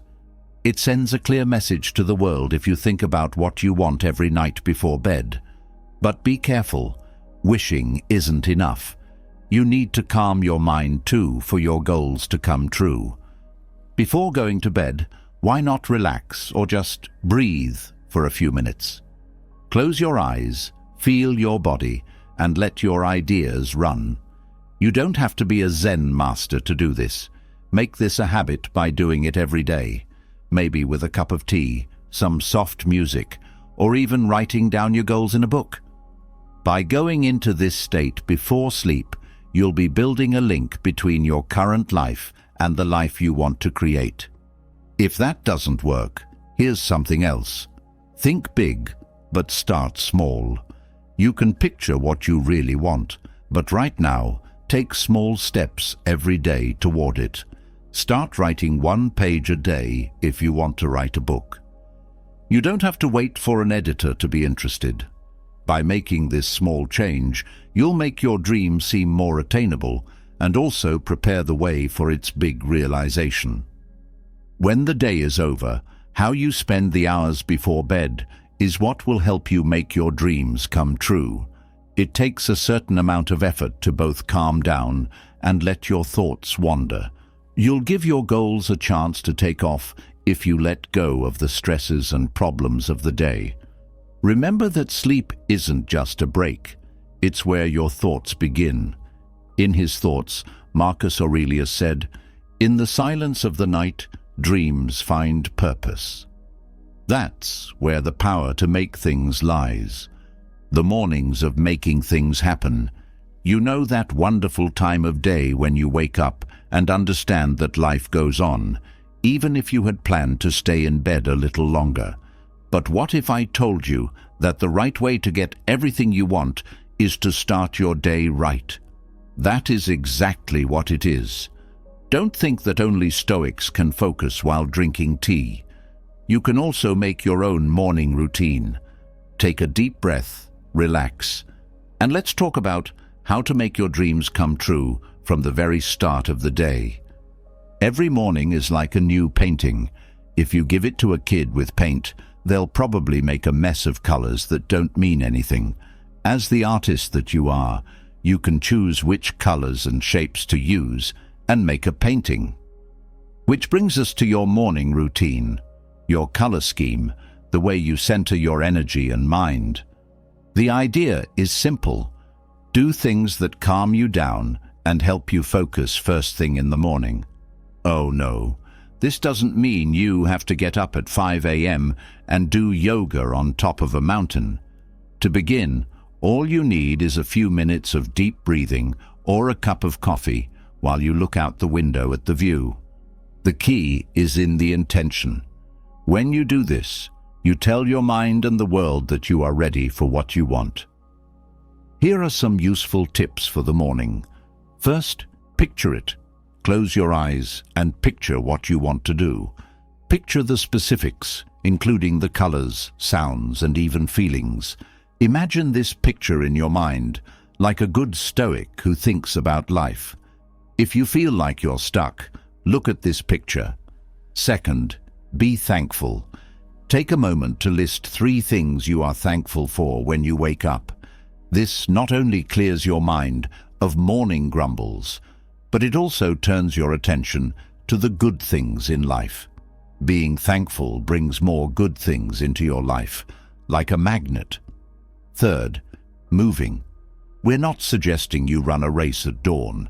Instead, get moving in some way, like going for a short walk, stretching, or even dancing in the living room. Moving around burns calories and makes you feel good. A real win-win. There is a chance to start over every morning. You'll see how the world starts to work in your favor when you take the time to relax and make what you want happen. When you wake up the next time, don't drag yourself to the coffee shop like a zombie. Instead, make your own morning routine. Who knows, maybe more people will come than you thought. Life is what you make it in the end. Brain Tracy said, "Tomorrow you'll have more of the same if you don't start building your dreams today."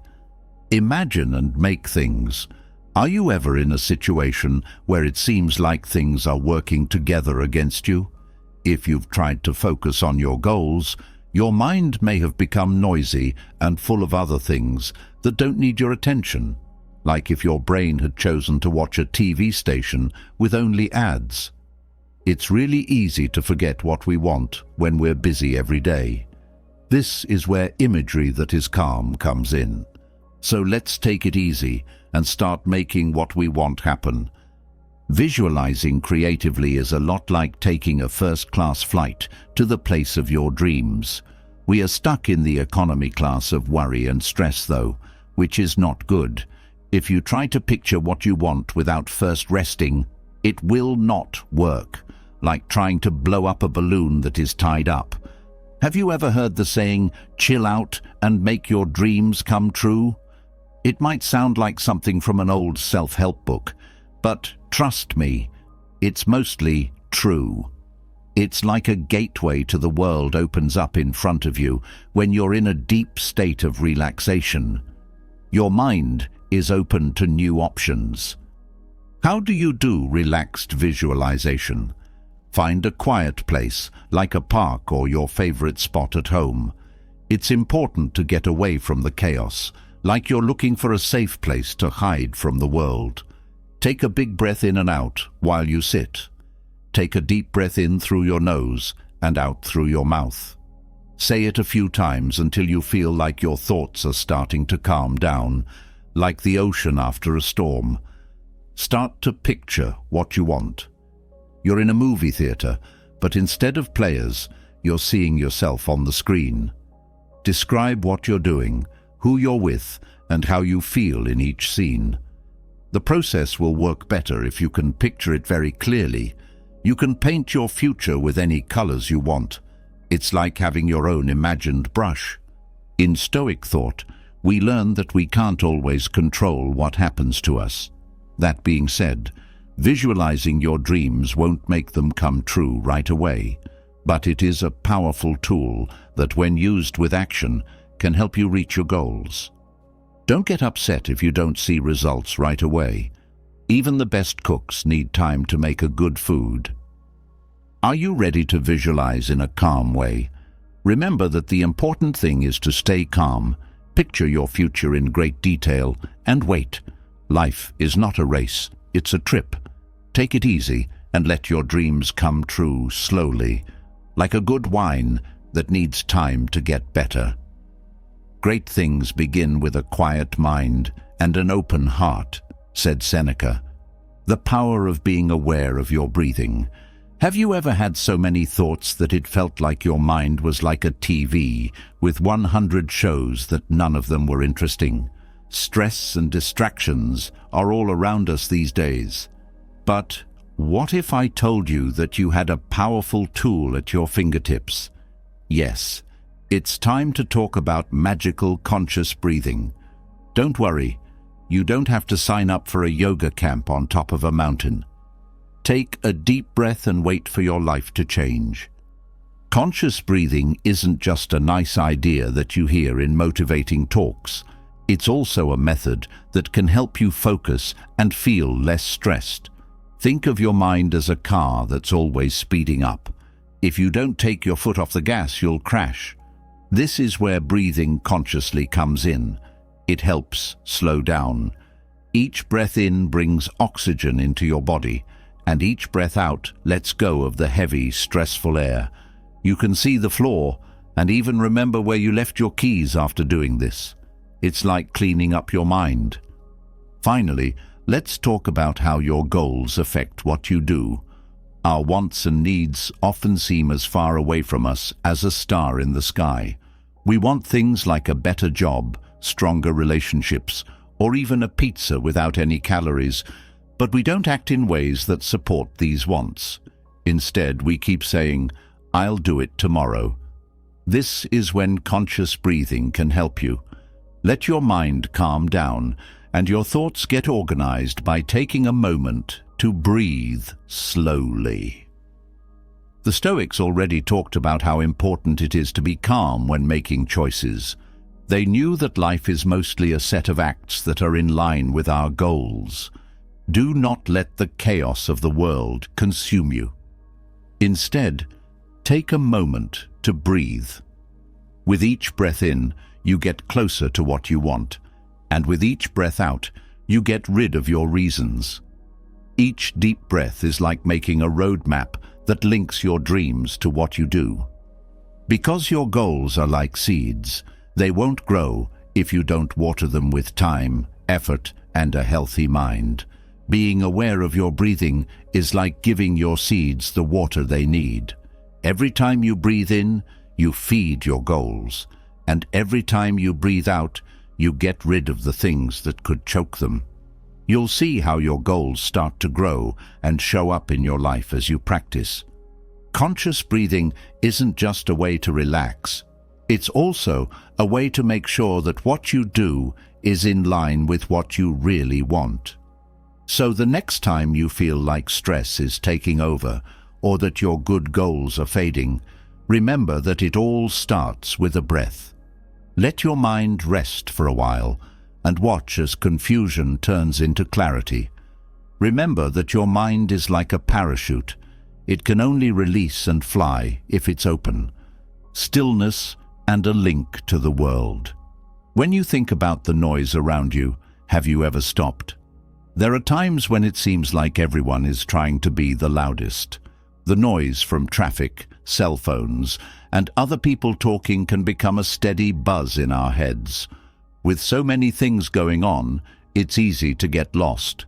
But what if I told you that staying quiet is both easy and hard at the same time that you need to do to connect with the world and make what you really want happen?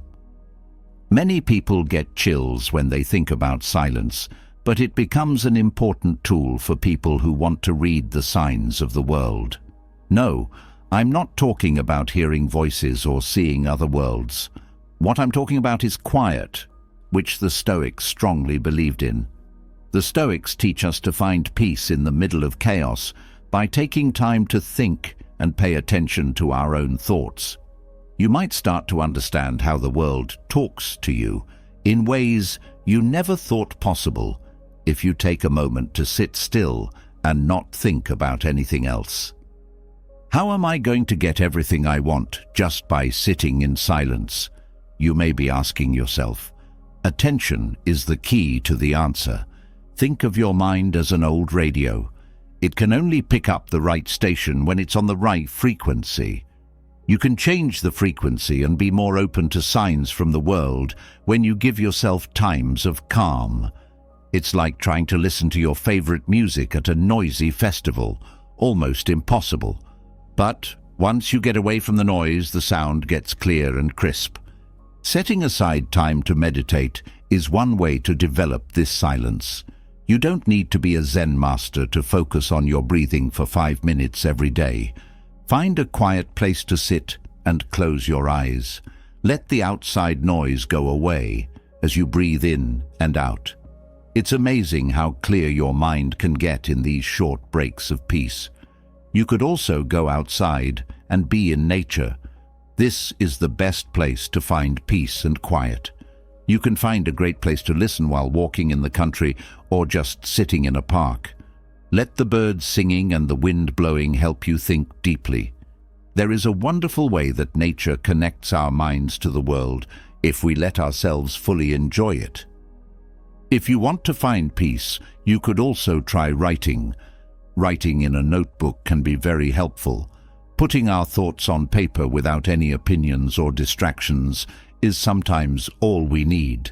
When you write down your ideas and goals, you make room for the universe to talk to you. Doing it frees you up and lets your inner self talk without fear. And this conversation can help you understand. Don't worry, you read that right. Do not feel like you need to always be in charge of everything. It may feel like a race sometimes, but life isn't.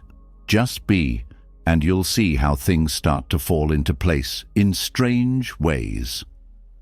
When life's noise gets too much for you, remember that quiet is more than just the lack of sound. It's a chance to connect with yourself and the world. Being calm during times of high noise can help you get everything you want. Stop the confusion inside you, take a deep breath, and listen. You need to pay attention to what the world is telling you. Epictetus said, "When there is silence, the universe whispers its secrets." I challenge you to find ways that these Stoic secrets can change your life. May every day bring you one step closer to the life you want. Remember that every day is a chance to get in touch with your deepest ideals and move your life toward a fuller, more important one. Don't many people tell you this secret that can change your life? There's no need to cross your fingers or wait for the stars to line up. Just act like it's already yours. Yes, just like that. You want to do well? Act like you're already successful. Want to feel more confident? Act like you're the most sure of yourself person in the world. It might sound crazy, but it makes sense when you are sure of what you're doing. Your mind stops working against you and starts working toward your goals. Today in the video, I'm going to talk about 10 useful things the Stoics knew that we know now. Fate doesn't stop you. How you deal with it does. Don't miss the last lesson. It will blow your mind.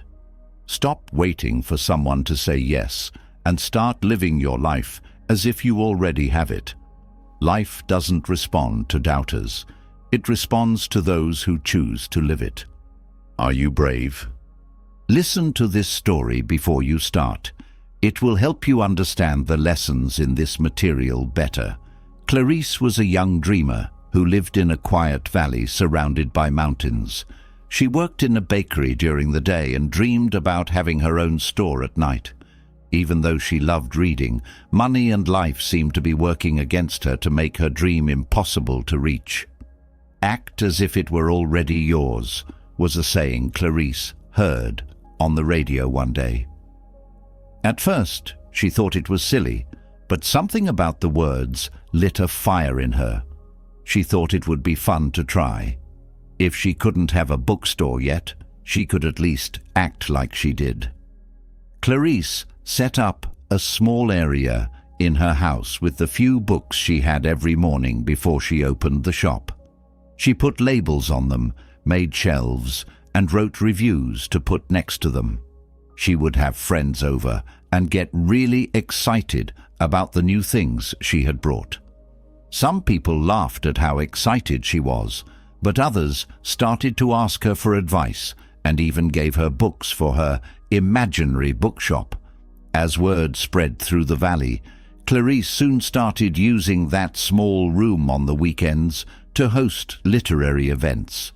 What began as a joke started to look a lot like a real bookstore. People came for more than just the books. They came for Clarice's friendly and inspiring atmosphere. An old man who came to the village often and became friendly with Clarice made her a surprise offer. He had an empty building in the middle of the village and wanted to give it to someone who could fix it up. Clarice told the truth. "I don't have the money to fix it up."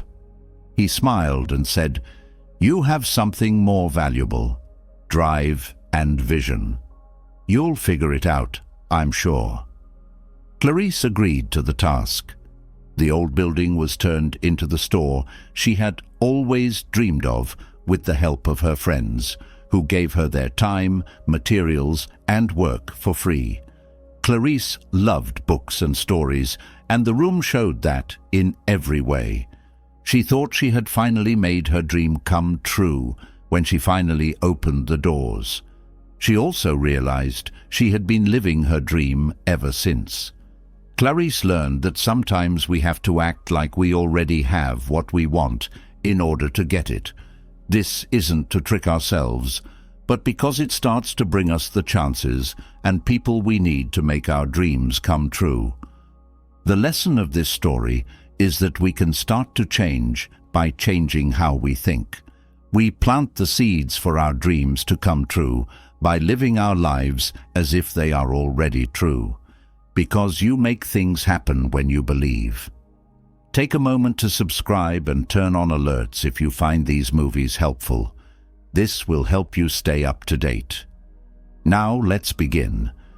The power of thought.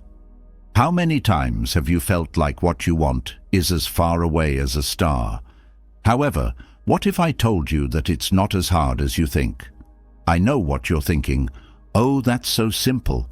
All I have to do is wish. But I'll tell you a secret. The key isn't just to wish.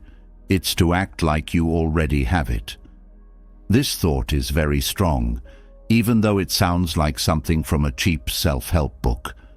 For a moment, picture that you already have what you really want. It could be a new job, the right partner, or a life full of success and peace. Now think about what you'd do if you had everything. Would you be sure of yourself? Would you make decisions with more guts? Simple suggestion from me.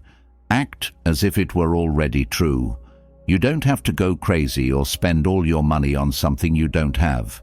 I mean changing the way you think and act so that your life is already in line with what you want. Take a moment to think about the Stoics. They thought that how we feel is not caused by the events themselves, but by how we think about them. Your mind will start working to make your goal come true if you think that you have already reached it. Your brain goes into reality mode when you act like you've already accomplished something. This not only helps you see opportunities you'd missed before, but it also keeps you calm and determined when things get tough. Does that sound like magic? It's not magic, it's just smarts. When you first start learning to ride a bike, you might be scared of falling, but if you think about what you would do if you already knew how to ride, your mind will start to focus on balance. All of a sudden, your fear turns into confidence as you act like a pro. Even though you'll fall a few times, that won't stop you. Your goal is to reach the finish line. You shouldn't fool yourself or live in a bubble of lies, that's clear. Change your mindset, please. What you think changes what you decide, and what you decide changes what you experience. If you act like you already have what you want, you will be ready to receive it when it comes. It's like telling the world, I'm ready. I want this, and I'm going to act like I already have it. Your mind is stronger than you think. If you learn to control it, it can change your world. Imagine getting what you want and act like you already have it. Over time, things will start to fall into place. No magic or luck is needed. All you need is to use the mind, which you already have. Don't just think that something will happen. What you know for sure makes you have to act. The world changes in ways you can't even imagine when you do that. Herodotus said, "The mind has no limits. The body needs to learn how to follow it." Change how you think, and your life will change. As if you already own it is a term you may have heard. That might sound like trite self-help advice, but it holds a lot of truth. Not at all. I'm not telling you to buy things you can't afford or move into a dream house. What counts most is how you view the world, how you view yourself, and how you alter the mindset that keeps you on a never-ending cycle of activity. You need to change how you feel about things before you can change your life. It sounds easy, right?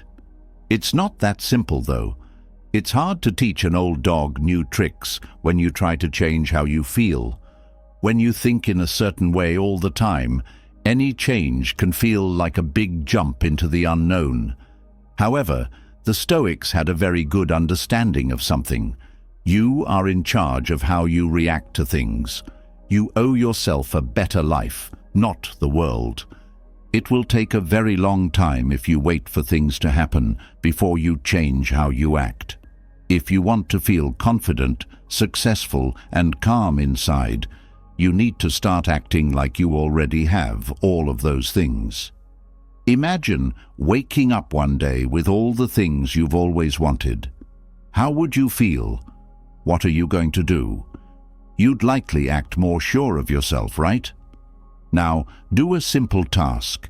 Start acting that way right now. You can live as if you already have everything you want right now. No, it's not about acting. It's about getting in touch with the more sure of herself version of you that knows the world isn't against you. Chances will start to show up if you can think big and believe in yourself. You need to believe you can do it first. The second step is to start living like you've already reached your goal. I understand that it's not simple. Life throws rocks in your way and your mind starts to question, but that's where a change of mindset comes in. Don't see these stones as impossible problems to solve. Instead, see them as chances to learn and grow. The Stoics said that you can change how you feel about things, but not what happens. Each challenge will just be a part of the process and not the end of the story if you have a positive attitude and truly believe in your skills and the power of your mindset. How do you change the way you feel? The first thing you need to do is really picture what you want, not just on the surface. Picture your life exactly the way you want it to be. Your brain will start to think of ways to make it happen when you do this. One more thing that affects how you feel is the way you talk to yourself. What will happen if you keep telling yourself you can't do it? If you start to think of yourself as someone who has already reached their goals, this is one of the best ways to boost your confidence. You build confidence every time you do something. It doesn't just happen. If you act sure of yourself, people will start to feel that way, even if you don't feel it at first. Failures are not the end. They are opportunities for growth if you see them that way. Soon, you'll see your mindset begin to change. At the end of the day, what really determines your life is how you think about it. Changing your attitude isn't magic, it's practice. And no, it's not easy. But just as a tree doesn't grow overnight, your mindset also needs time to develop. If you decide to start today, acting as if you already have everything you want, you'll be one step closer to achieving it. So why not start now? Life won't wait. As Carl Jung used to say, the mind is the field where all the seeds of the reality you desire grow. Let's go deeper. Have you ever felt that you are letting life pass you by while you are stuck in thoughts and habits that only hold you back? It's as if every day you wake up, but you are still asleep inside, disconnected from what really matters. Tell me, how long has it been since you really talked to yourself about what is going on? A long time, right? How long are you going to allow this to continue to be your reality? It's time to change that, to be honest with yourself. In this video, you will discover the 10 things you should say to yourself every day, statements that can completely transform the way you face life. What I'm going to teach you is not barroom chatter. It's affirmations and messages that come from Stoic wisdom. Yes, you heard right. Our Stoic friends knew very well how to talk to themselves in order to redirect their lives. If you make these affirmations your own, they will not only change how you see yourself, but also how you face challenges and relate to the world. Are you ready to become clear with yourself again and create the life you deserve? Let's get started. 1. I am capable of anything. Have you ever felt blocked by your own doubts, perhaps facing a job interview, an important exam, or even a simple pending conversation? And there you are. It's like standing in front of a closed door, holding the right key in your hand, but telling yourself it won't work. You know you could open it, but your own thoughts convince you to stay there, blocked, without even trying. Well, that's over. Listen, no one starts out believing they're capable of anything, but here's the truth. The limit is not in what you can do, but in what you think you can do. And here comes one of the most powerful tools at your disposal, your thoughts. The Stoics knew this very well. Marcus Aurelius in his Meditations wrote, "You have power over your mind, not over events. Realize this, and you will find strength. You cannot control what happens, but you can train yourself to face it with firmness. Have you ever wondered if this really works? Let me prove it to you.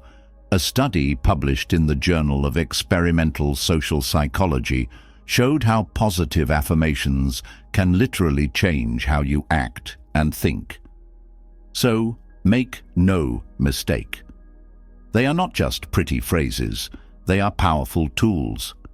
When you tell yourself, "I am capable of facing this," your brain responds by activating areas related to confidence and reward. It's as if you turn on an internal switch that prepares you to overcome any challenge. And this is not just theory, it is something I experienced myself. I was competing in weightlifting, and the previous time my mind had played a trick on me. At the decisive moment, I was filled with doubts, and that blocked me. But this time, it was different. After months of practice and incorporating positive affirmations into my life, I stood in front of the weight, took a deep breath, and said to myself, "I am capable of lifting it." Guess what happened? That phrase changed everything. Not only did I lift it, but I did it with a confidence I had never felt before. Oh man, what a feeling! That experience taught me that many times it is not the challenge that holds us back, but what we tell ourselves. Now you tell me, are you ready to start changing the dialogue you have with yourself? First, every morning before starting your day, look at yourself in the mirror. Yes, just like you did as a child, when you weren't afraid to give yourself kisses and laugh at your reflection. When we are young, nobody teaches us not to have confidence in ourselves. We learn that later with the judgments of society. But here's the trick. Every morning, stop for a moment in front of the mirror and say a statement that reinforces your ability. It can be as simple as, "I am capable of getting through the day." Repeat this practice daily, and you will see how little by little that critical inner voice begins to shut up. Also, carry a notebook with you and spend a few minutes writing specific affirmations about what you want to achieve. Imagine you are facing a problem at work, such as having to present an idea in a meeting in front of your boss and colleagues, and you feel that you are not good enough. Instead of letting those doubts get the better of you, write, "I am capable of expressing my ideas. I am capable of speaking clearly and confidently. I am capable of adding value with my words." Do it every day. Focus on the challenges that worry you the most. You will see how this practice begins to change the way you face those moments. Truth be told, I'm not going to lie to you. The doubts will come back because that's the human mind for you. But every time they do, you will have tools to face them. Telling yourself, "I am capable of anything," is a declaration of war against those thoughts that hold you back. With each affirmation, you are regaining your strength, your control, and building a life full of purpose. My friend, today may be the day you realize what you are truly capable of. It all starts with those simple words, "I am capable of anything." 2. Lead by example. Think of a lighthouse in the middle of a storm. When everything is calm, it doesn't seem to matter that it's there, but when chaos strikes, that light becomes the only thing guiding the way. Leading by example is exactly that, showing the way forward with your actions, no matter how difficult things get. It's not about talking about values, it's about living them. The Stoics understood this better than anyone. Marcus Aurelius, who faced wars, plagues, and crises, said clearly, "Don't talk about what a good person should be like. Be one." It's not theory, it's practice. It's getting up every day and deciding that your values are going to be present in everything you do, from the smallest to the most important. Because listen, our actions are like stones in a lake. The initial impact may be small, but the ripples go further than you can imagine. Take Jane Goodall, a true example of leadership. Why her? Because she didn't just talk about her love of animals and the environment, she lived it every day. When nobody was talking about conservation, she was in the jungle, observing, learning, and working tirelessly to show that the lives of chimpanzees and their ecosystems mattered. She didn't wait for others to take the first step. She took it herself. And there's something else. Goodall always led from action and empathy. Instead of imposing, she educated. Instead of demanding, she inspired. There were no speeches or positions of power, just consistency and coherence with her values. That is the magic of leading by example, showing others that change begins with ourselves. My friend, pay attention. Leading does not always mean doing something big or complicated.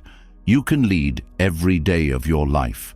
Sometimes it's just about taking small steps that change the course of a situation. If you want to be a great leader, act calmly when everything seems to be spinning out of control. Calm is your best weapon. Stop for a moment, take a breath and say something like, "We're in this together, let's figure it out." Don't underestimate the power of a quiet word in the midst of the storm.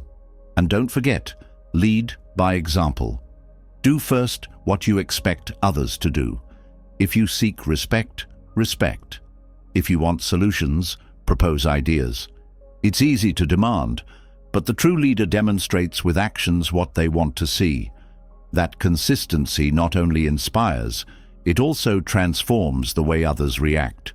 Every time you lead by example, you regain strength and purpose, not only for yourself, but for those around you. Every decision, every small gesture has the power to lead the way for others. And here's the thing, that power is in your hands every day. What kind of mark do you want to leave? When you face that next argument, problem, or chaos, remember this. Leading doesn't mean you have to be perfect. It means you have to be real. Your actions are the guiding light. Are you ready to take the first step? Because that first step can change everything. Before continuing, if you find this content useful, consider subscribing and becoming an exclusive member to access unique benefits. And let us know in the comments, what phrase do you tell yourself every day to start each day with strength and purpose? We want to grow with you. 3. I move forward with purpose. In 1826, a woman named Mary Anning was walking along the cliffs of Lyme Regis in England. Her life was not easy. She could barely make a living selling fossils and faced the contempt of a society that didn't take women in science seriously. But Mary had a clear purpose, to discover what others couldn't see. What kept her going? The things she said to herself every day as she climbed those cliffs and faced the wind and the criticism. She probably repeated something like, "I am capable of finding what nobody else sees," or "My discoveries will change how we understand history." Every step she took, every fossil she cleaned, was not just work. It was an affirmation of her purpose. One day, as he held a strange bone in his hands, his conviction became reality. He had found the first complete skeleton of an ichthyosaur, a discovery that changed history forever. Mary Anning teaches us that no matter where we come from or the obstacles we face, what we tell ourselves on a daily basis, those affirmations, are the engine that keeps us moving forward. When we repeat purposeful phrases to ourselves, we not only change how we feel, we also reprogram our minds to move in the right direction. Imagine this.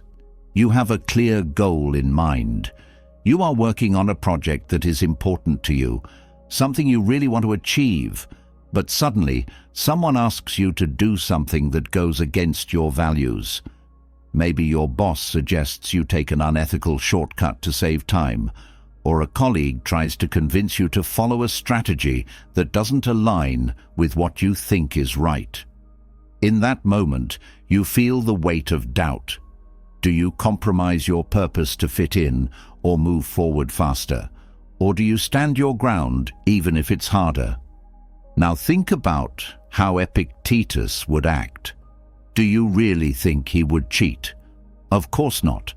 He wouldn't let himself be carried away by the pressure of the moment.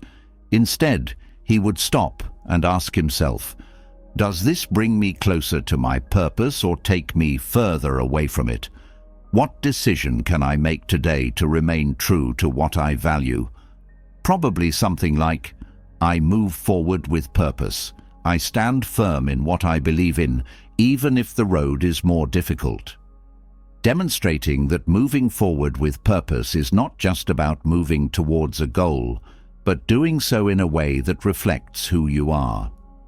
Epictetus teaches us that moving forward with purpose means being consistent, even when the easier path seems tempting. Because when we sacrifice our values for the sake of convenience, what we gain is never worth what we lose.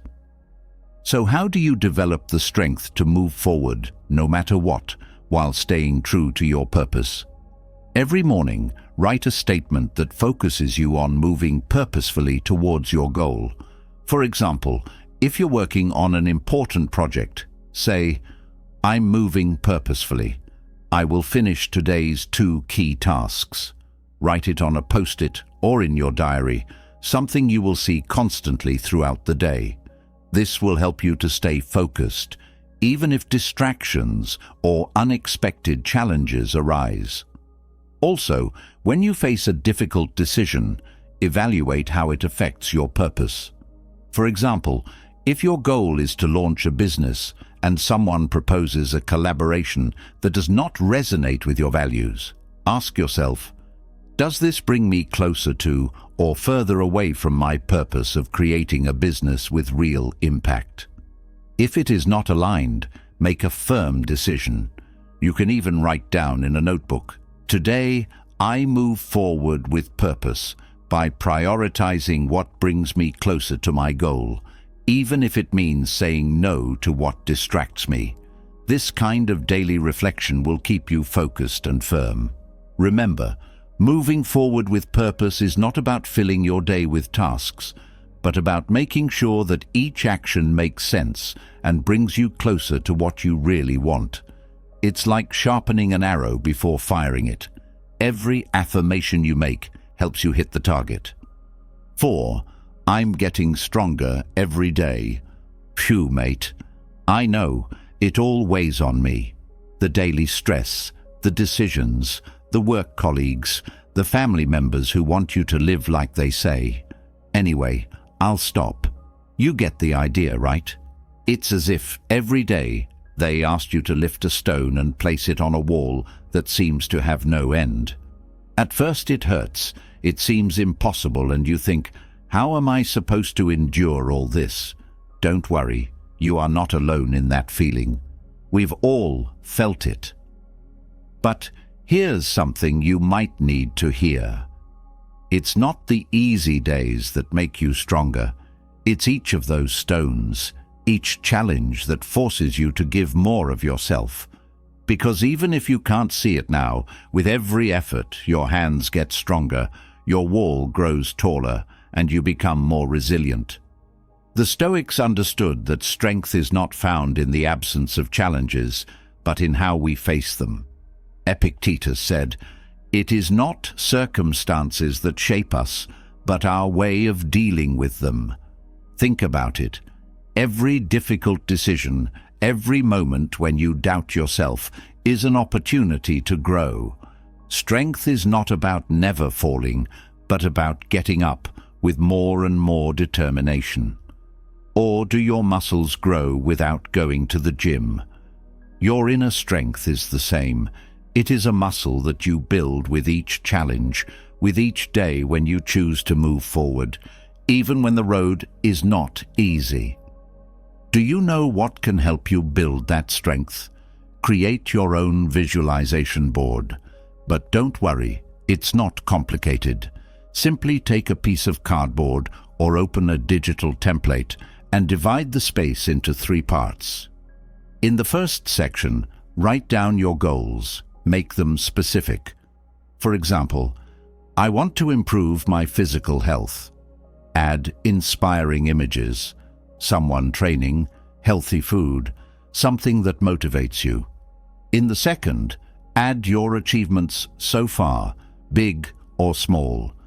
Maybe you ran 5 kilometers for the first time, or you learned to say no to things you don't need. This reminds you that you are already strong and that you have come much further than you think. In the last part, put affirmations that reinforce your mindset of strength, like this one: I get stronger every day. Read it out loud every morning while you look at that chart, and above all, believe it. This habit reinforces your confidence, but it also reprograms your mind to believe in yourself, to focus on what you can control and how you can keep moving forward. Why does it work? Because our brain needs visual and tangible reminders of what we are capable of. That board will not only be a motivational tool, it will be your map for building your strength day after day. And here's the best part. No matter how tough the day is, you'll always have that affirmation to anchor you. So, listen to this. Every time you say, I get stronger every day, it won't just be a phrase, it will be a declaration of war against doubt, fear, and tiredness. A promise that, no matter what happens, you keep moving forward, you keep growing, you keep getting stronger. Because, my friend, that's what we are, not the weight we carry, but the strength with which we choose to lift it. 5. This too shall pass. Imagine a grey day where the rain gives no respite, the thunder rumbles, the sky is overcast, and it seems that the sun will never come out again. But you know it will. It always does. The storm doesn't last forever. And so it is with difficult emotions, with moments that seem insurmountable. Even if you can't see it now, everything has an end. That's why the phrase, "this too shall pass," is like that ray of light which, however small, reminds you that behind the clouds, the sun is still there. Using these words is nothing new. Even the most powerful have found comfort in this idea. Abraham Lincoln said that "this too shall pass" was one of the wisest phrases he had ever heard in his life. It is said that he had it engraved on a ring. Well, we can no longer know if it is true or not, but what matters is how this phrase shaped his approach to life. It not only helped him endure the darkest difficulties, but also reminded him to keep his feet on the ground in moments of success. For Lincoln, it was a reminder that all good and bad things are temporary. For him, patience and calm were his best allies in the face of life's ups and downs. Don't you think his mentality was worthy of a good Stoic? For the Stoics, extreme emotions, both positive and negative, are like waves. They come, they hit us, and then they go. What matters is not to cling to the moment, but to face it with balance and strength. That ability to observe the present and remind yourself that everything is temporary, that this too shall pass. My friend, although this is not easy to talk about, I will. There was a time in my life when I felt completely devastated. Everything seemed to be collapsing. My efforts were not bearing fruit. My days were full of frustration. My personal life, my work, everything was going down the drain. I felt there was no way out, that my life had come to an end. But I had a friend who always told me, "Don't worry, this too shall pass." At first I didn't even listen to him. I subconsciously ignored him. But little by little it sank in. That phrase kept getting into my mind. It wasn't a magic formula, but it gave me a little peace of mind. That little pause helped me think more clearly and take a step forward. Over time, things started to improve. It wasn't quick or easy, but those 4 simple words gave me the patience to endure the process. I'm telling you this because I care about what you're going through, because I know that sometimes it seems like the difficulties are bigger than we can handle.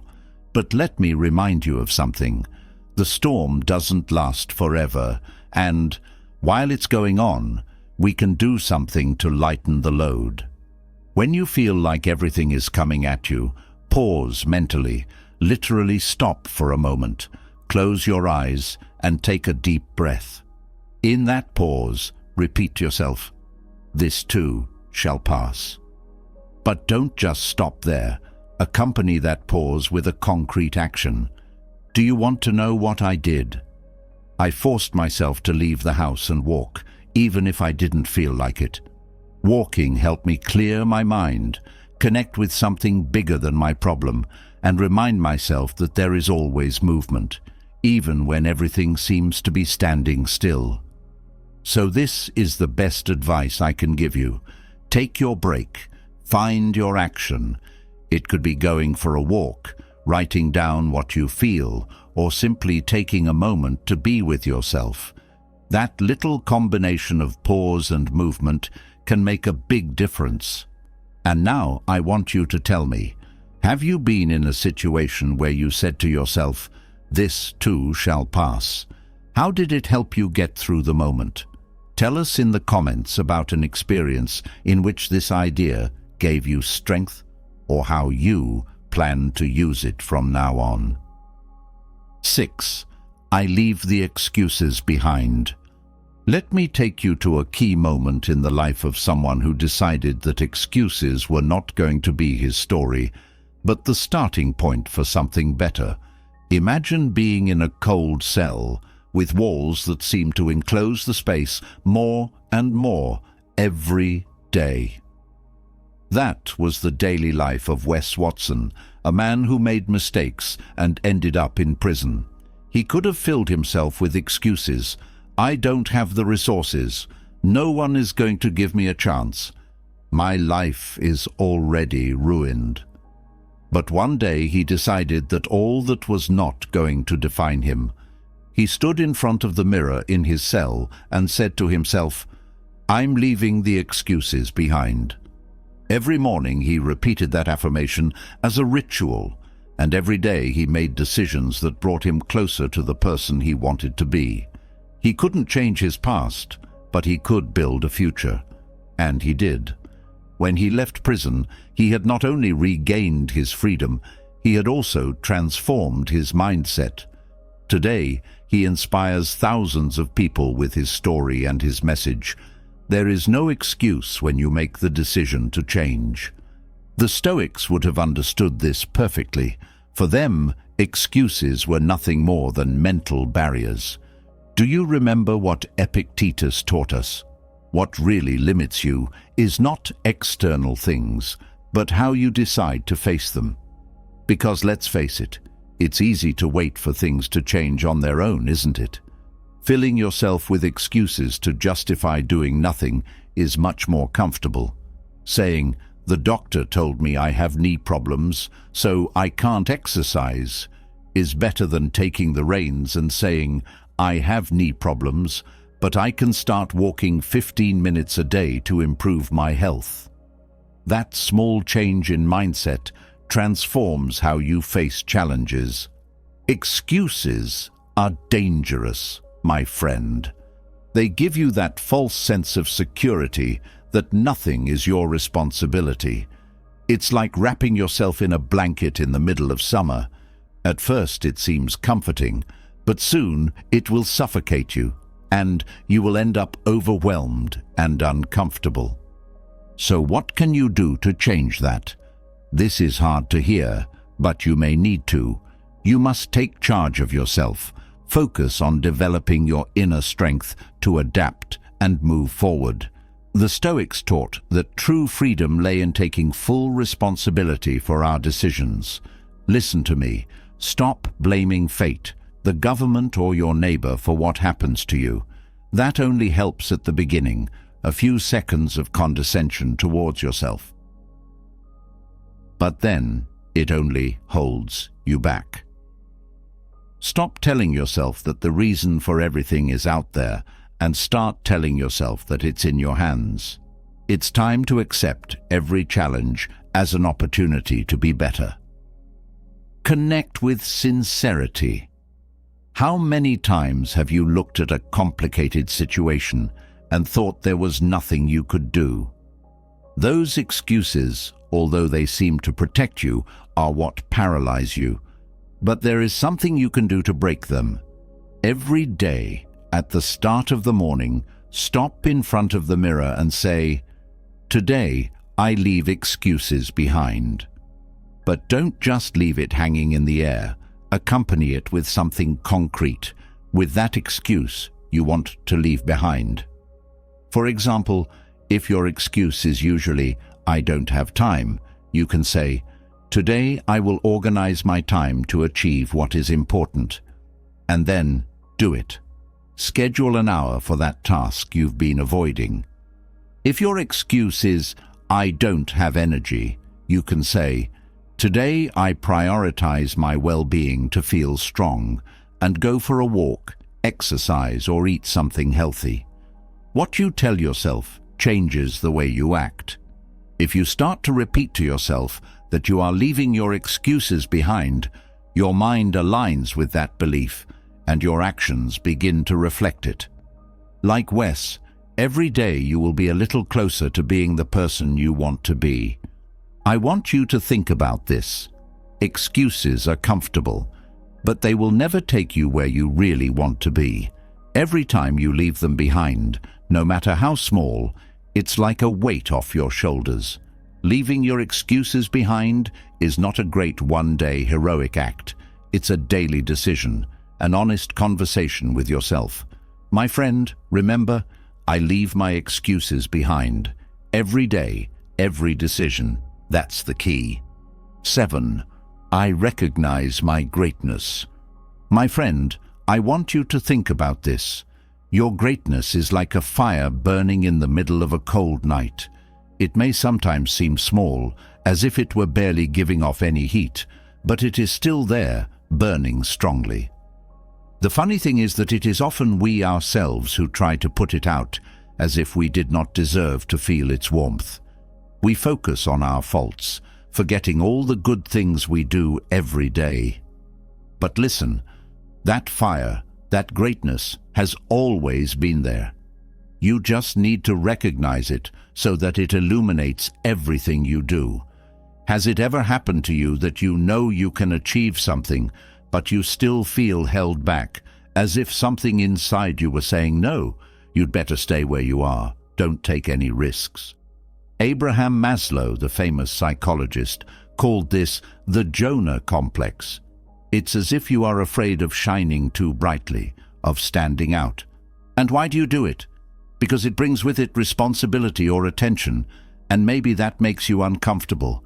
But listen, that fear is a disguised excuse.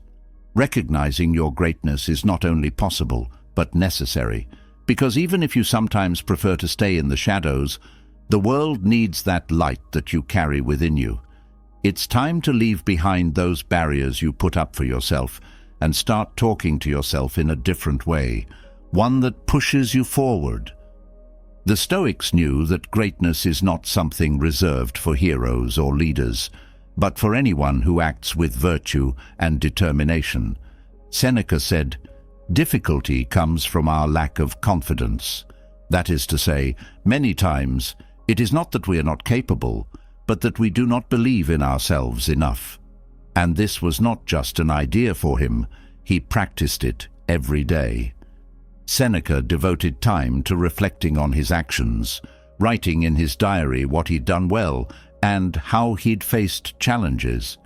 He acknowledged his achievements to reinforce his confidence and ensure that he lived according to his values.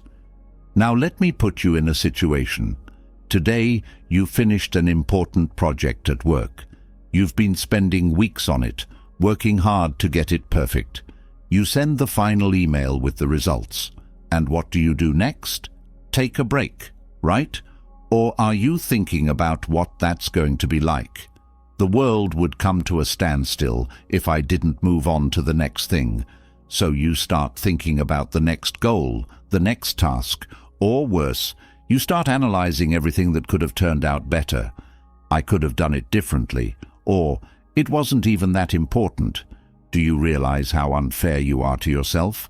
You dedicate time, energy, and effort, but you never allow yourself to recognize what you have achieved.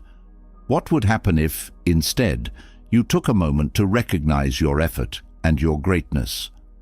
Oh, I understand. You are so used to beating yourself up that you don't know how to recognize all the things you do well. Well, don't worry. We are here to rescue you. How are you going to do it? Every night, write down 3 things you did well during the day. They can be big or small. You finished a task you were putting off. You called a relative to see how they were. You did something well at work. Also, write down how these actions reflect your best self. For example, today I listened to a friend who needed support. This way, you can focus on the positive. But don't leave it at that. Just when you're finished writing the 3 things, you should say, "Today I recognize my greatness." This completes the cycle. I want you to take something clear from this. Recognizing your greatness is not a luxury, it is a necessity. Every time you do it, you strengthen your confidence, you inspire others, and you light that inner fire that drives you forward.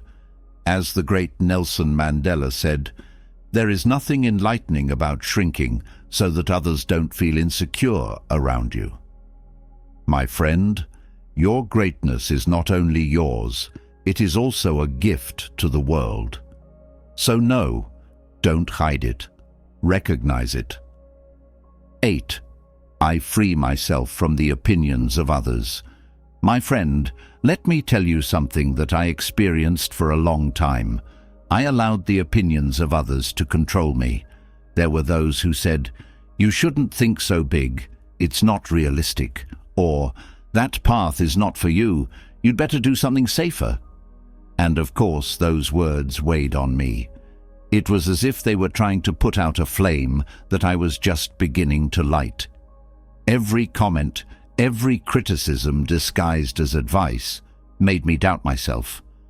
I felt trapped, as if my life was being written by others, not by me. But there came a moment when I stopped. I thought, why do I let other people's words define what I am capable of doing? That's when I decided to free myself from other people's opinions. And it didn't happen overnight. I'm not going to lie to you. It was a process. I started repeating things to myself like, "What others think of me is not my responsibility," or "My path doesn't have to make sense to anyone but me." Little by little, those affirmations began to sink in. I stopped worrying so much about stares, about judgments, and man, that was when I started to be truly happy. I went my own way, and although it wasn't perfect, it was mine. As Marcus Aurelius said, "You have power over your mind, not over events. Realize this, and you will find strength." And that's exactly what happens with other people's opinions. You can't control what they think or say, but you can decide how much importance you give to them. Freeing yourself from the opinions of others does not mean completely ignoring them, but rather remembering that they do not have the power to define you unless you give it to them. I want you to imagine this. You are choosing what to wear to go out to dinner with friends. You have a garment that you love, that reflects exactly how you feel and who you are. But just before you put it on, doubts start to creep in. What if they think it's too much? What will they say about this style? Would something simpler be better? It seems silly, but it's a common situation, isn't it? It reflects the weight that other people's opinions have on us. So, instead of wearing what you really wanted, you choose something neutral, something that doesn't draw attention, something that isn't you. Do you realize how paralyzing it can be to live up to other people's expectations? Now, let's change that script. The next time you're in front of the mirror and those voices appear, take a deep breath and say, "Today, I choose to show myself as I am, without fear of anyone's judgment." Make it a habit, part of your routine. Before going out, look at yourself in the mirror, repeat the affirmation, and smile, because what matters is not whether someone else likes it, but whether it makes you feel authentic. And here's another tip. At the end of dinner, take a moment to reflect on how you felt about being yourself. Ask yourself, did I choose what I really wanted? Did I give in to the opinions of others? Write down your answer. If you recognize that you were true to yourself, congratulate yourself. If not, don't punish yourself. Make a plan to try next time. These small victories are what free you, day by day, from the chains of other people's opinions. My friend, I want you to remember this. Other people's opinions are like the wind.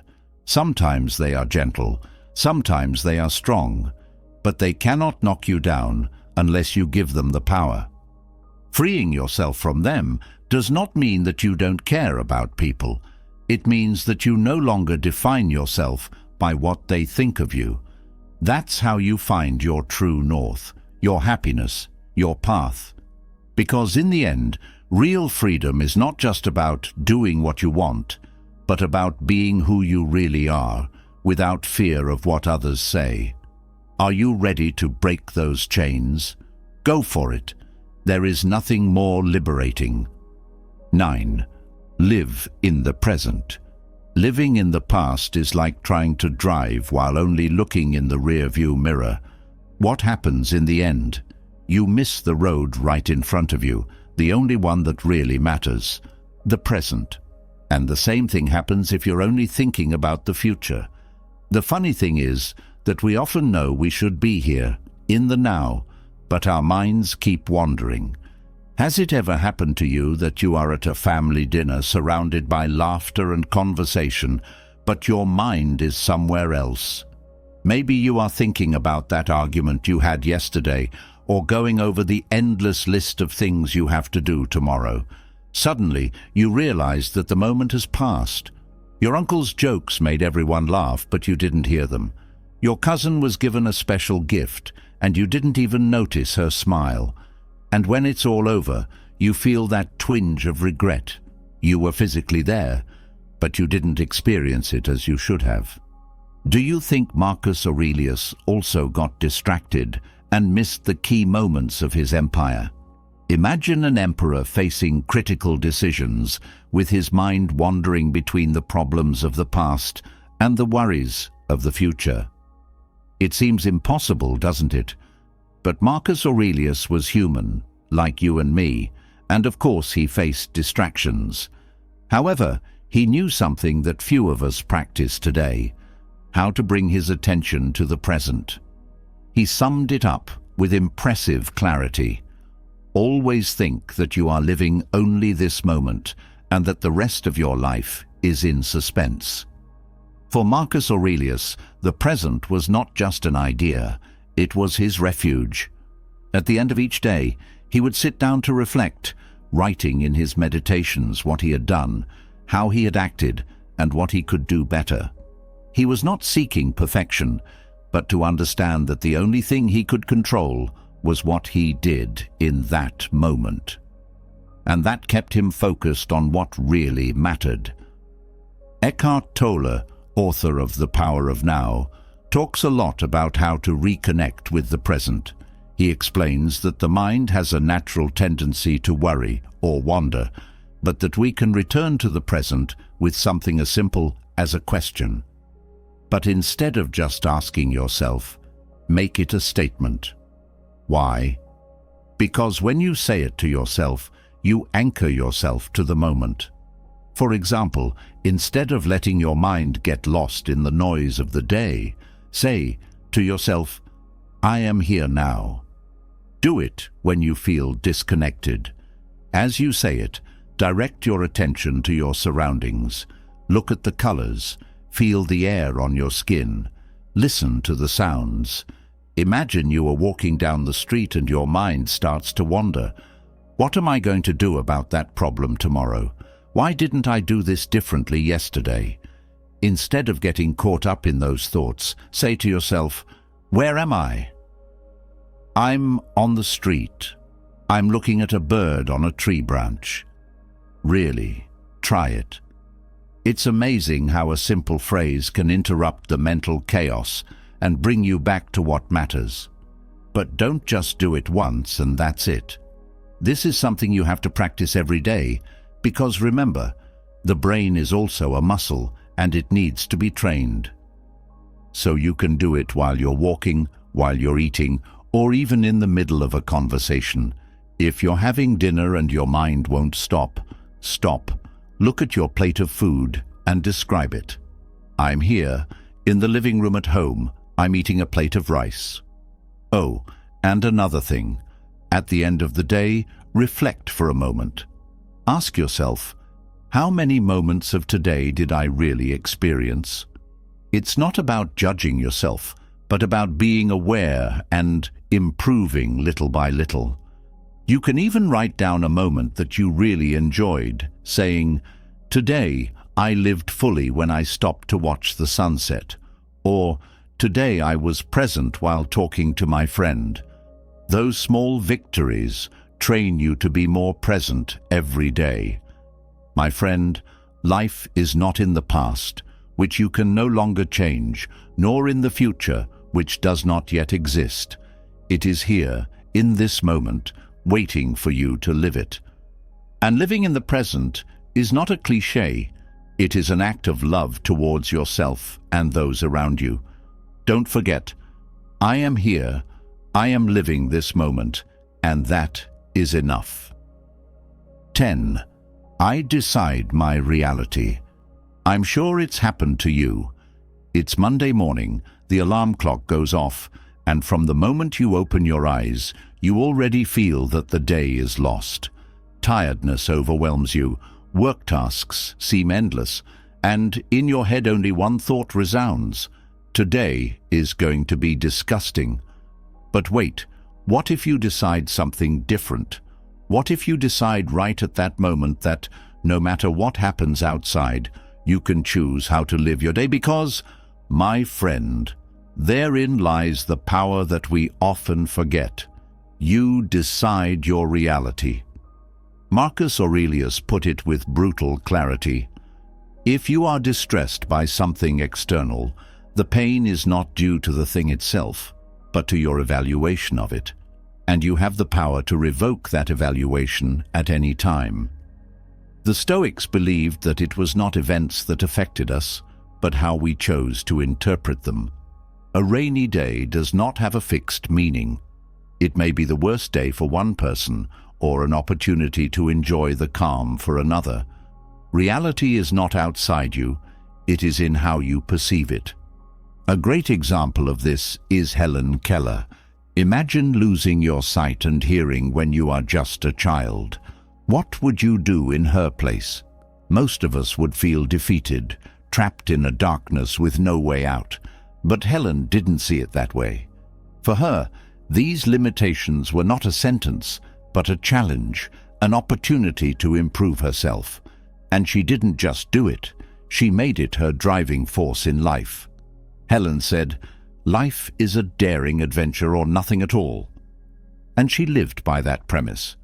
She learned to communicate, something that seemed impossible. She wrote books that inspired millions. She gave lectures all over the world, demonstrating that our circumstances do not define us. Because Helen understood something essential, she could not control what happened to her, but she could decide how to face it. And in that decision, she found her true strength. Now I want to put you in a situation. Imagine you're stuck in a traffic jam. The traffic isn't moving, and your mind starts to fill with negative thoughts. This always happens to me. I'm going to be late. What a waste of time. Do you realize how those thoughts only increase your frustration? Now, what would happen if instead of feeding that stress, you decided to change your perspective? You could tell yourself, I have a moment to listen to an inspiring podcast, or I'm going to use this time to calm my mind. It doesn't change the traffic, but it completely changes how you experience it. And here's something practical to start deciding your reality every day. First, every morning, ask yourself this question: what can I do today to create a reality that makes me happy? Write it down in a visible place. It will put you in a proactive state of mind, reminding you that you always have the power to choose your focus. Second, when faced with a difficult situation, say to yourself, I choose to see the opportunity in this. It may not be obvious at first, but if you repeat it to yourself, you start to train your mind to find learning opportunities instead of obstacles. For example, if you have a problem at work, you can see it as a burden or as an opportunity to demonstrate your abilities. It's up to you, my friend. We can't control everything that happens to us, but we can always decide how we respond. And in that decision lies our true freedom. Life is not about waiting for things to change. It's about changing the way you look at them. Because in the end, reality is not something that just happens to you.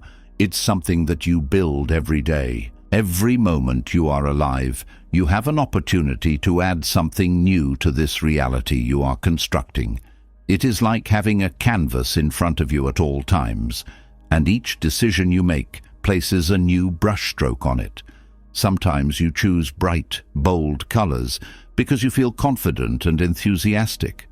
Other times, you find yourself selecting darker shades that reflect tiredness, doubt, or sorrow. Either way, the artwork is always unfolding, and your willingness to pick up the brush is what keeps the process moving. The Stoics understood this as the balance between what is and what can be. For them, true mastery was not about forcing the universe to conform to a perfect picture, but about handling each moment with wisdom, knowing that your response is your true domain. In a modern context, this translates into the simple but liberating realization that your mindset is the gateway to changing how each day unfolds. It may sound overly idealistic to say you can wake up and proclaim that today is going to be fantastic, and suddenly everything lines up in your favor. Life does not always respond to such simplistic demands. However, it's not really about ignoring life's complexities, but about grounding yourself in the understanding that your power begins with your intentions and your perceptions. If a negative thought arises, like, I'm too tired, or it's going to be a bad day, you can observe it, acknowledge it, and decide whether to keep it or replace it with a more beneficial narrative. You can say, yes, I'm tired, but I can still make an effort to enjoy what the morning brings. This small pivot is how you begin to decide the tone of your experiences. Where many people go wrong is that they either pretend everything is perfect when it is not, or they succumb to negativity without question. The middle path, which is to accept the reality of how you feel, yet also direct your outlook toward growth, is the essence of wise living. If you think about it, the greatest obstacle to deciding your reality often comes from the stories you tell yourself that you believe are absolute truth. Maybe you grew up being told that you aren't creative, so now you won't even pick up a paintbrush because you have decided it's not for you. Or you were made to believe you're not a math person, and now you never challenge yourself with analytical tasks. These internalized beliefs box you in. They limit your sense of possibility, But what if you were to challenge them each time they came up? What if every time you heard that inner voice say, "I'm not good enough for this," you replaced it with, "I am learning to improve and I will try"? The world might not instantly morph into your dream scenario, but you would discover a gradual shift in the way you approach tasks, people, and challenges. The shift is subtle but powerful, allowing you to see windows of opportunity where before you saw only brick walls. Understanding that you decide your reality does not mean external events don't happen, or that other people have no influence over your life. Clearly, life can throw challenges at you that are beyond your direct control. A sudden job loss, a health scare, or the loss of someone close. Yet even then, how you respond determines the shape these events take in your personal experience. You can lament your bad luck, feel powerless, and stay locked in anger or sadness. Or you can allow yourself to grieve, to process, and then decide on the steps that will carry you forward. It might be a slow climb, but each day you choose a perspective that says, "I can work with this situation," is a day you reclaim some aspect of your personal power. This is not to diminish pain or difficulty. It's to say that within that pain, there exists at least a spark of choice in how you carry it. You might recall a time you tried to tackle a tough project at work or in your personal life. Perhaps you felt overwhelmed by the magnitude of it. Maybe it was organizing an event, writing a lengthy paper, or learning a new skill that seemed beyond your abilities. In those moments, it is easy to focus on the obstacles, not enough time, insufficient resources, or self-doubt. If you adopt a worldview of scarcity, telling yourself that everything is stacked against you, then your reality will be shaped by stress, procrastination, and anxiety. On the other hand, if you say to yourself, "I have these 3 hours, I'll make the most of them," or "I don't have all the resources I would like, but I can be creative with what I do have," you start shifting your perspective from victimhood to possibility. The tasks don't magically become easier, but your mental approach becomes more constructive. By choosing to see how you can move forward, you create momentum. You slowly but steadily piece together solutions that previously seemed invisible. Many people think of deciding your reality as a form of escapism, but it is actually the opposite. Escapism is wishing circumstances would vanish or ignoring them in favor of fantasy. Deciding your reality is a form of radical acceptance, blended with the belief that within those accepted parameters, your perspective shapes what you do. If you were in a small boat caught in the middle of a storm, escapism might be closing your eyes and pretending you're on a calm lake, which leaves you unprepared for the waves. Deciding your reality means acknowledging the storm is here, but you're capable of steering, bailing water, and navigating. It means you don't panic into helplessness. Instead, you find the part of the situation you can direct. Over time, that approach might lead you to calmer waters. In everyday life, consider how you interpret someone's harsh words or a disagreement with a loved one. You could decide that such conflicts are proof the relationship is doomed, or you could decide that conflicts happen and can lead to better understanding if handled with honesty and empathy. This shift in interpretation changes how you act. Instead of lashing out or shutting down, you might have a constructive conversation. Or, if a relationship really is unsalvageable, you can decide it's time to let go for your well-being, but from a place of respect for yourself, rather than a feeling of absolute defeat. This recognition of your own agency in interpreting events is precisely what the Stoics emphasized. It's not things that upset us, but our judgments about them, as Epictetus famously noted. You can't eliminate conflict from life, but you can decide how it contributes to or detracts from your sense of self and your broader goals. One practical method to help you claim that power is through journaling. Even if you're not a natural writer, spending a few minutes each day putting thoughts on paper can illuminate how you shape your reality. Write down a situation that bothered you, then list out the raw facts, what literally happened without emotional bias. Next, write out your interpretation, what you told yourself about the event, how you felt, what assumptions you made. Finally, reflect on whether there is another way to frame the experience that might be more helpful or more accurate. Over time, you'll see how certain negative thought patterns keep recurring and how you can interrupt them. This simple exercise builds an awareness that you indeed hold the reins of your daily experiences to a greater degree than you might initially believe. It also helps to observe your language. Are you telling yourself, "I have no choice but to do this," or "I have to put up with that"? A small tweak to your phrasing can reassert your sense of agency.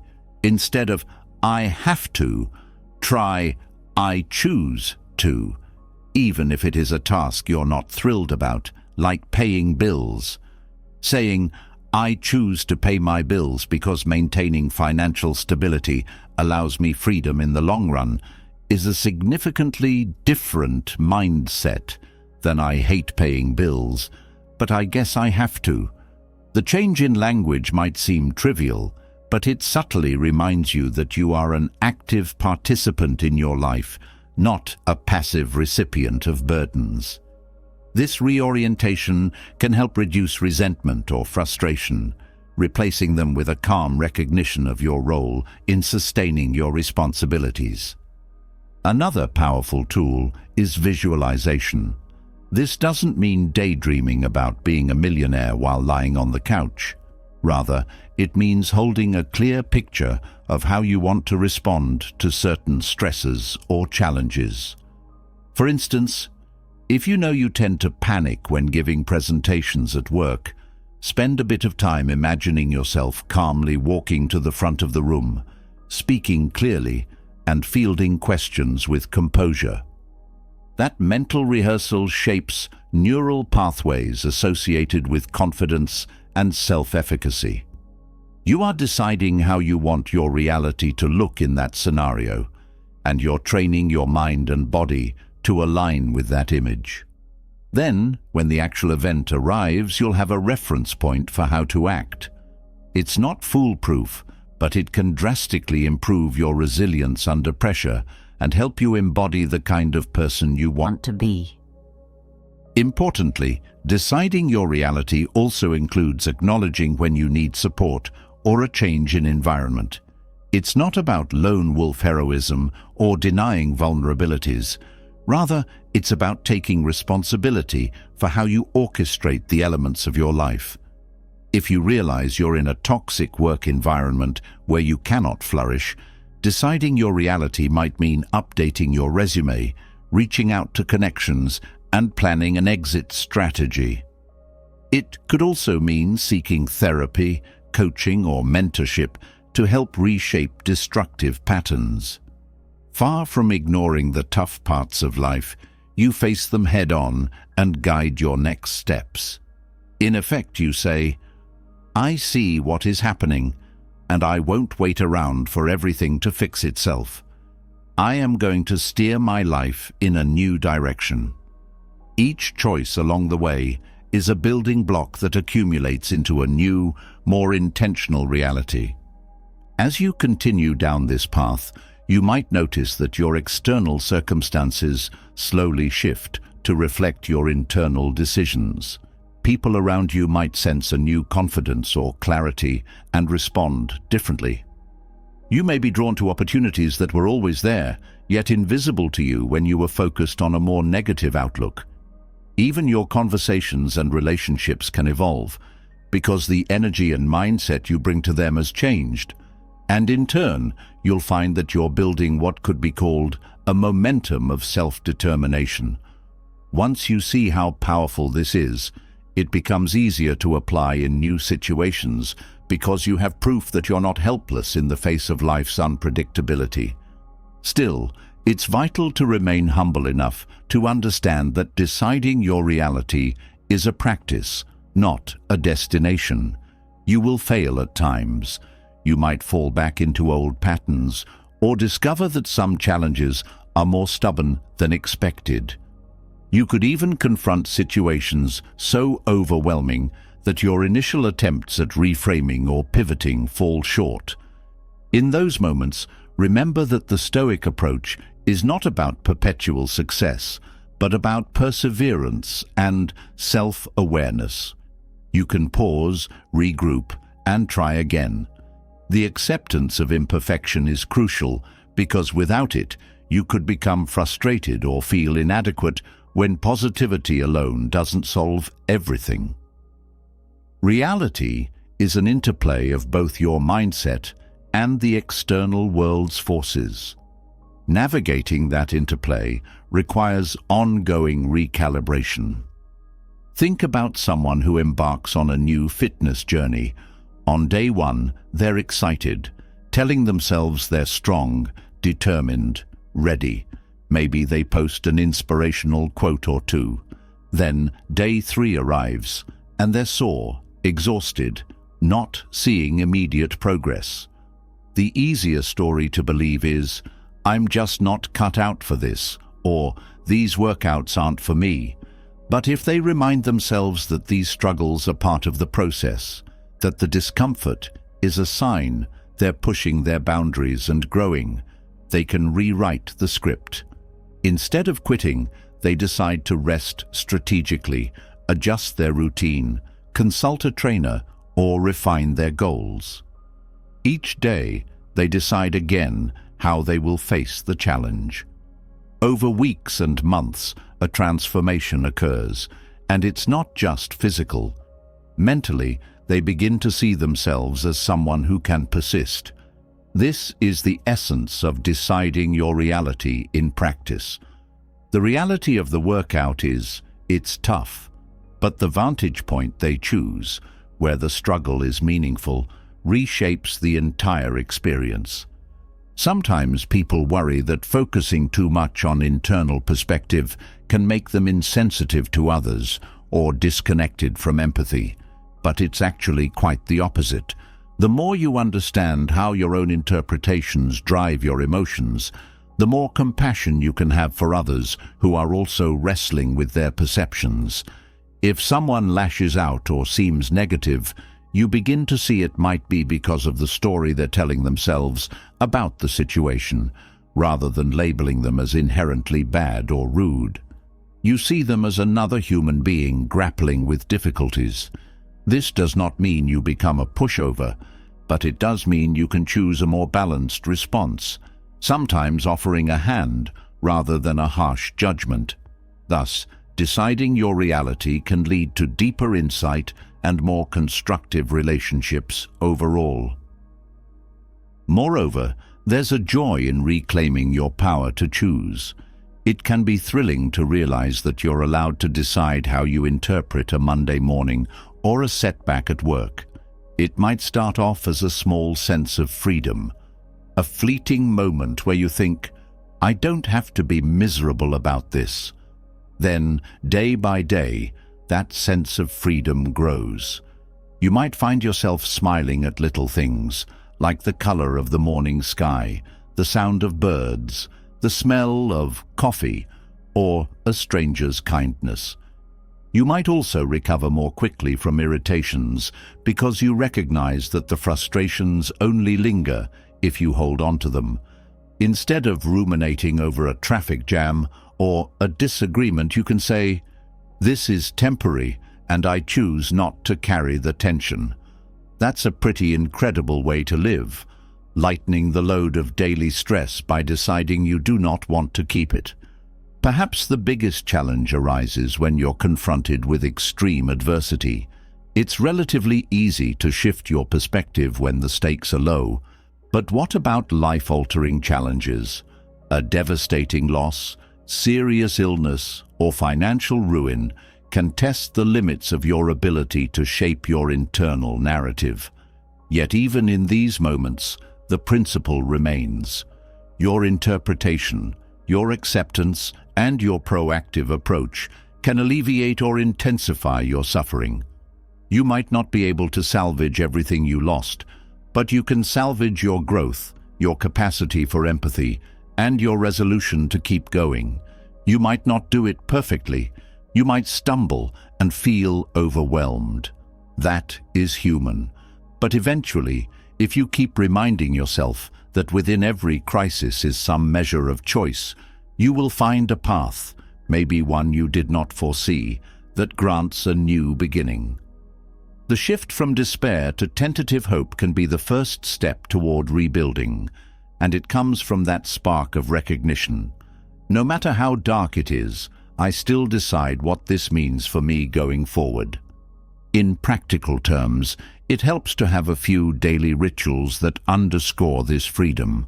One could be a morning affirmation, telling yourself something like, "I have the power to shape how I see the world today." Another could be a short evening reflection, where you ask, "Did I choose my outlook today, or did I let events dictate my mood?" At first, you may find that events dictated your mood quite often, but over time you will catch yourself earlier. You'll sense the negativity creeping in and pause to reassess, thinking, "Hold on, is this how I want to feel?" Then maybe you'll take a quick walk, do some breathing exercises, or confide in a friend who supports your growth. These small breaks in old patterns accumulate into real transformation. Eventually, your baseline reaction to setbacks shifts from hopelessness to curiosity, from immediate negativity to a calmer, more open-minded approach. What makes this journey so worthwhile is the gradual increase in self-trust, when you consistently see that you can, in fact, pivot your perspective, turn a potentially miserable day into a somewhat pleasant one, or handle a confrontation more calmly. You begin to trust yourself under pressure. You know that you have resources within you that you may never have tapped into before. This self-trust doesn't turn you into someone who's always cheerful or never upset. It turns you into someone resilient, who recovers and adapts. Suddenly, life's twists and turns do not all have to be dreaded. They can be faced knowing you have at least a baseline capacity to keep your composure and find meaning. That composure spills into creative pursuits too. When you decide your reality, you realize you're free to explore hidden passions or activities that once seemed silly or unattainable. Maybe you always wanted to dance, paint, write poetry, or learn a musical instrument, but never tried because you'd convinced yourself it was not practical. Now, with your newly cultivated sense of agency, you might give it a go. You won't worry as much about looking foolish because you've stopped giving so much weight to external judgment. You realize there is joy in creating, in exploring, in trying, no matter what the final outcome may be. And that joy is part of the reality you're building, a part that can breathe freshness into your routine and add layers to your sense of identity.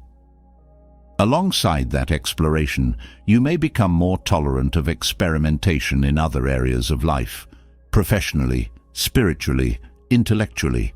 If you believe you can handle new experiences and shift your mindset to meet challenges, then you're less afraid of failing.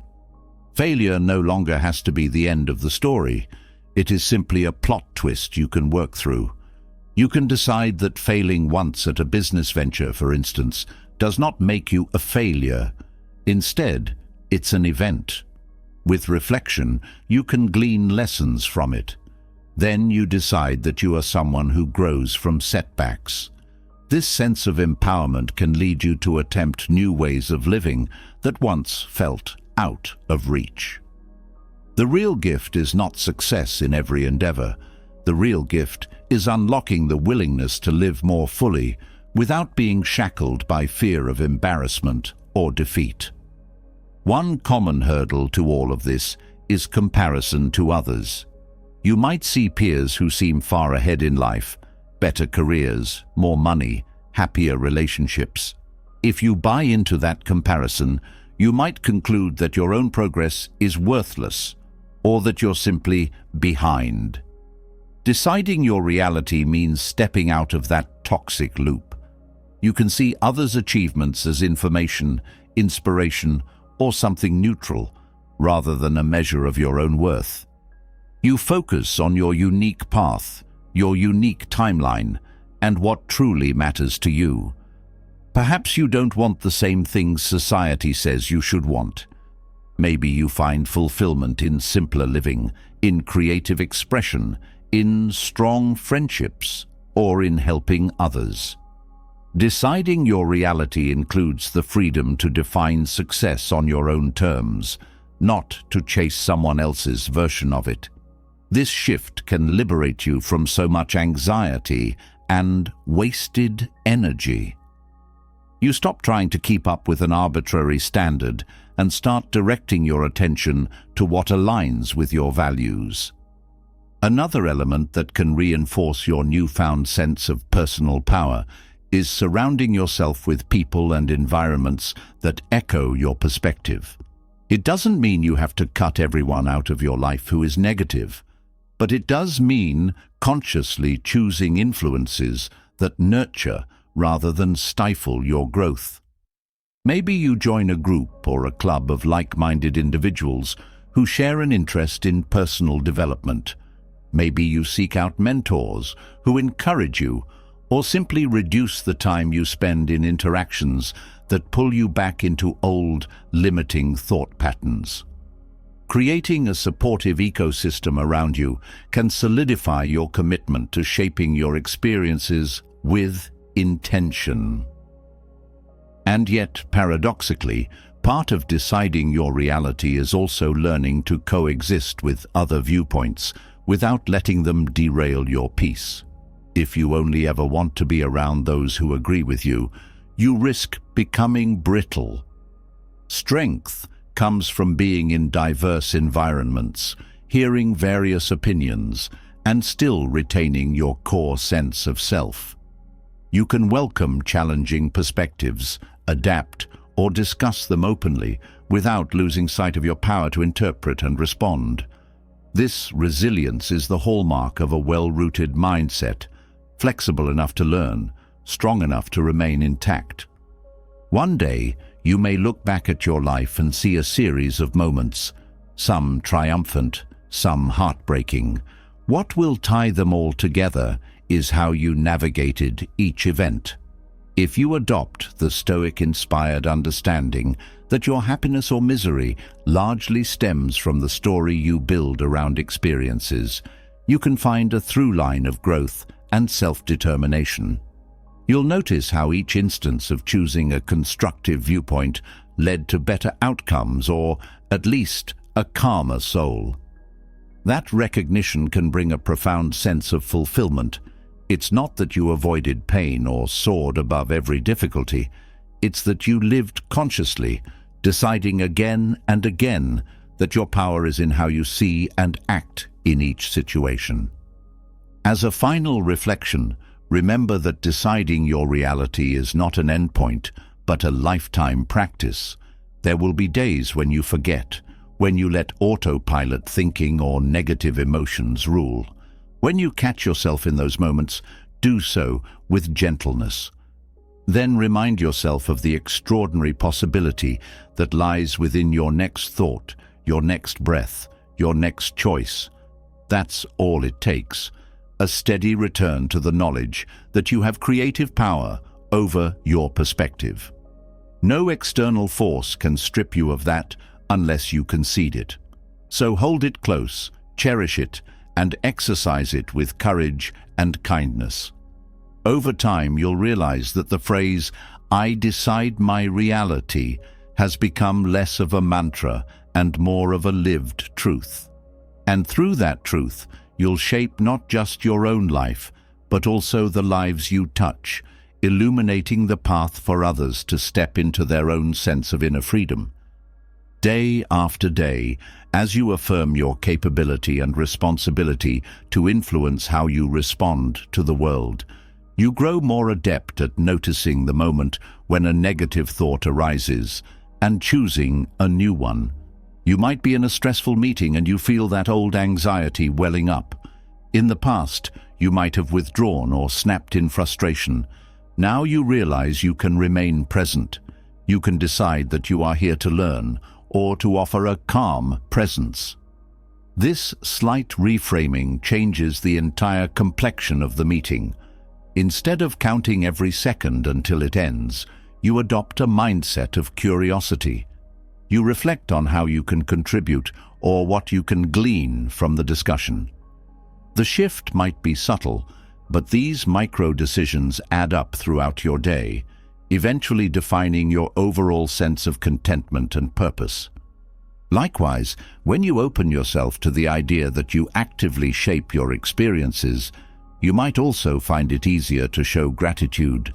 Gratitude can become a habit that amplifies the positive aspects of your self-determined reality. By consistently recognizing the good, you reinforce the narrative that life is not merely a parade of obstacles. Even on difficult days, you can find something small that grounds you in gratitude, a supportive friend, a moment of peace, or a lesson learned. Doing so helps you keep perspective, reminding you that you have the capacity to see blessings among the trials. This outlook does not erase the trials, it balances them. It ensures that the tough times do not overshadow the many gifts that are also present. Deciding your reality means you're building a mental framework that turns adversity into an invitation for growth, success into a reason for humility, and the mundane into an opportunity for mindfulness. It's a shift from living by default to living by design. People who embrace this shift often report feeling more aligned with their true selves, more patient with others, and more enthusiastic about the future. That doesn't mean everything suddenly becomes easy. Life remains complicated, but at least you know that you are an active player, not a passive observer. It's empowering to stand in the middle of chaos and say, I can't control all of this, but I'll control what I can. My mind, my response, my willingness to discover meaning. And so you continue day by day, practicing small acts of self-guided thinking. Perhaps in the morning you take a quiet moment to ask, how do I want to experience this day? And at night you reflect on whether you kept that intention alive. If you drifted, that's okay. You simply reaffirm the next day. This cyclical practice is how you deepen the habit. Over time, your new default might become one of calm resilience rather than anxious reaction. You might also become more creative because less energy is spent on fighting circumstances and more is spent on exploring what can be done with them. You begin to see solutions that used to elude you, precisely because your mind is no longer fixated on the negative. This clarity can lead to breakthroughs, both personally and professionally.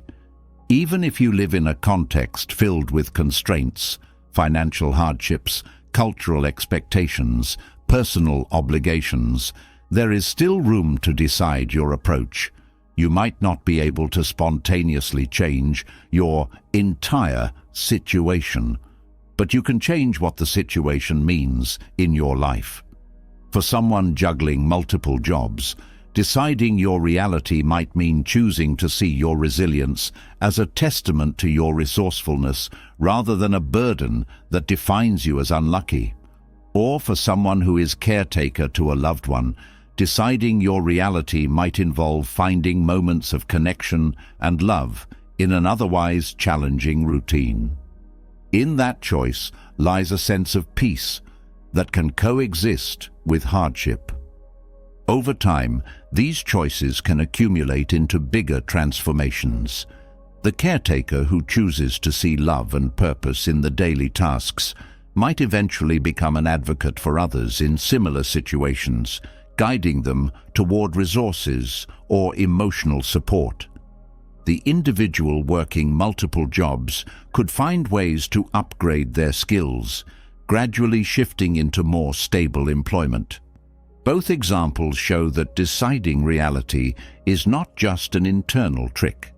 It can lead to tangible changes, fueled by a mindset that is determined and open to possibilities.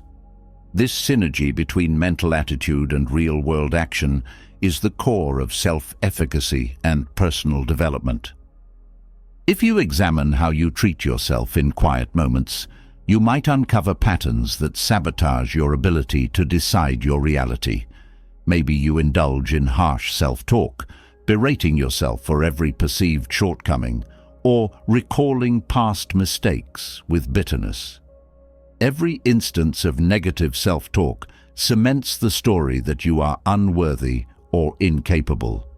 To dismantle this, you can begin by replacing destructive thoughts with kinder, more supportive ones. This doesn't mean ignoring your faults, but acknowledging them without the additional weight of shame.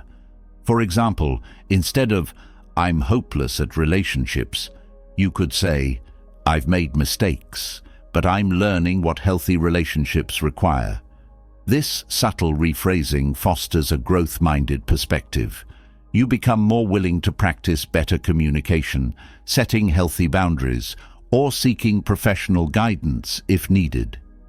Again, you see how deciding your reality in small increments can yield major shifts in self-esteem and relational dynamics over time. This cumulative effect also applies to your emotional landscape. Emotions can be like clouds passing across the sky, some days bright and clear, others dark and foreboding. When a difficult emotion arises, deciding your reality means acknowledging the emotion without letting it define you indefinitely. You can feel anger, sadness, or jealousy without labeling yourself as an angry or jealous person. This separation allows you to handle emotions more calmly, choosing how to act upon them. For example, you might feel angry at a co-worker's remark, but you decide to take a moment to breathe before responding. You remind yourself that you want to cultivate a positive environment, so you respond with measured clarity instead of an outburst. That moment of decision transforms what could have been a toxic confrontation into a constructive exchange. You're still you. Anger might still be there, but you've decided it doesn't get to steer the ship. Nor does deciding your reality mean you can't ask for help. In fact, recognizing when you need help is a crucial part of shaping a healthier experience. If you have a persistent feeling of gloom or are dealing with heavy trauma, reaching out to a mental health professional or a support group can be a powerful demonstration of self-agency. You're not passively waiting for your emotions to crush you. You're actively seeking support to navigate them. This is a clear statement to yourself. I am someone who values my well-being enough to enlist help when necessary. Such a step can dramatically shift your sense of hope and direction, reinforcing that you have influence over your healing process. Remember, the Stoics did not deny pain or advocate for blind optimism. They advocated for finding virtue and resilience in each scenario life presents. In your own life, this might mean that while you acknowledge sorrow or frustration, you also see them as catalysts for deeper understanding or purposeful action. Perhaps you volunteer or channel your energy into creating something that helps others. You transform your grief or disappointment into compassion and effort. By deciding to engage the world constructively, you elevate your experiences beyond mere suffering. You can look back and say, yes, this was hard, but it became a turning point for me to do something meaningful. That is deciding reality on a profound level, taking raw pain and forging it into a form of growth or service.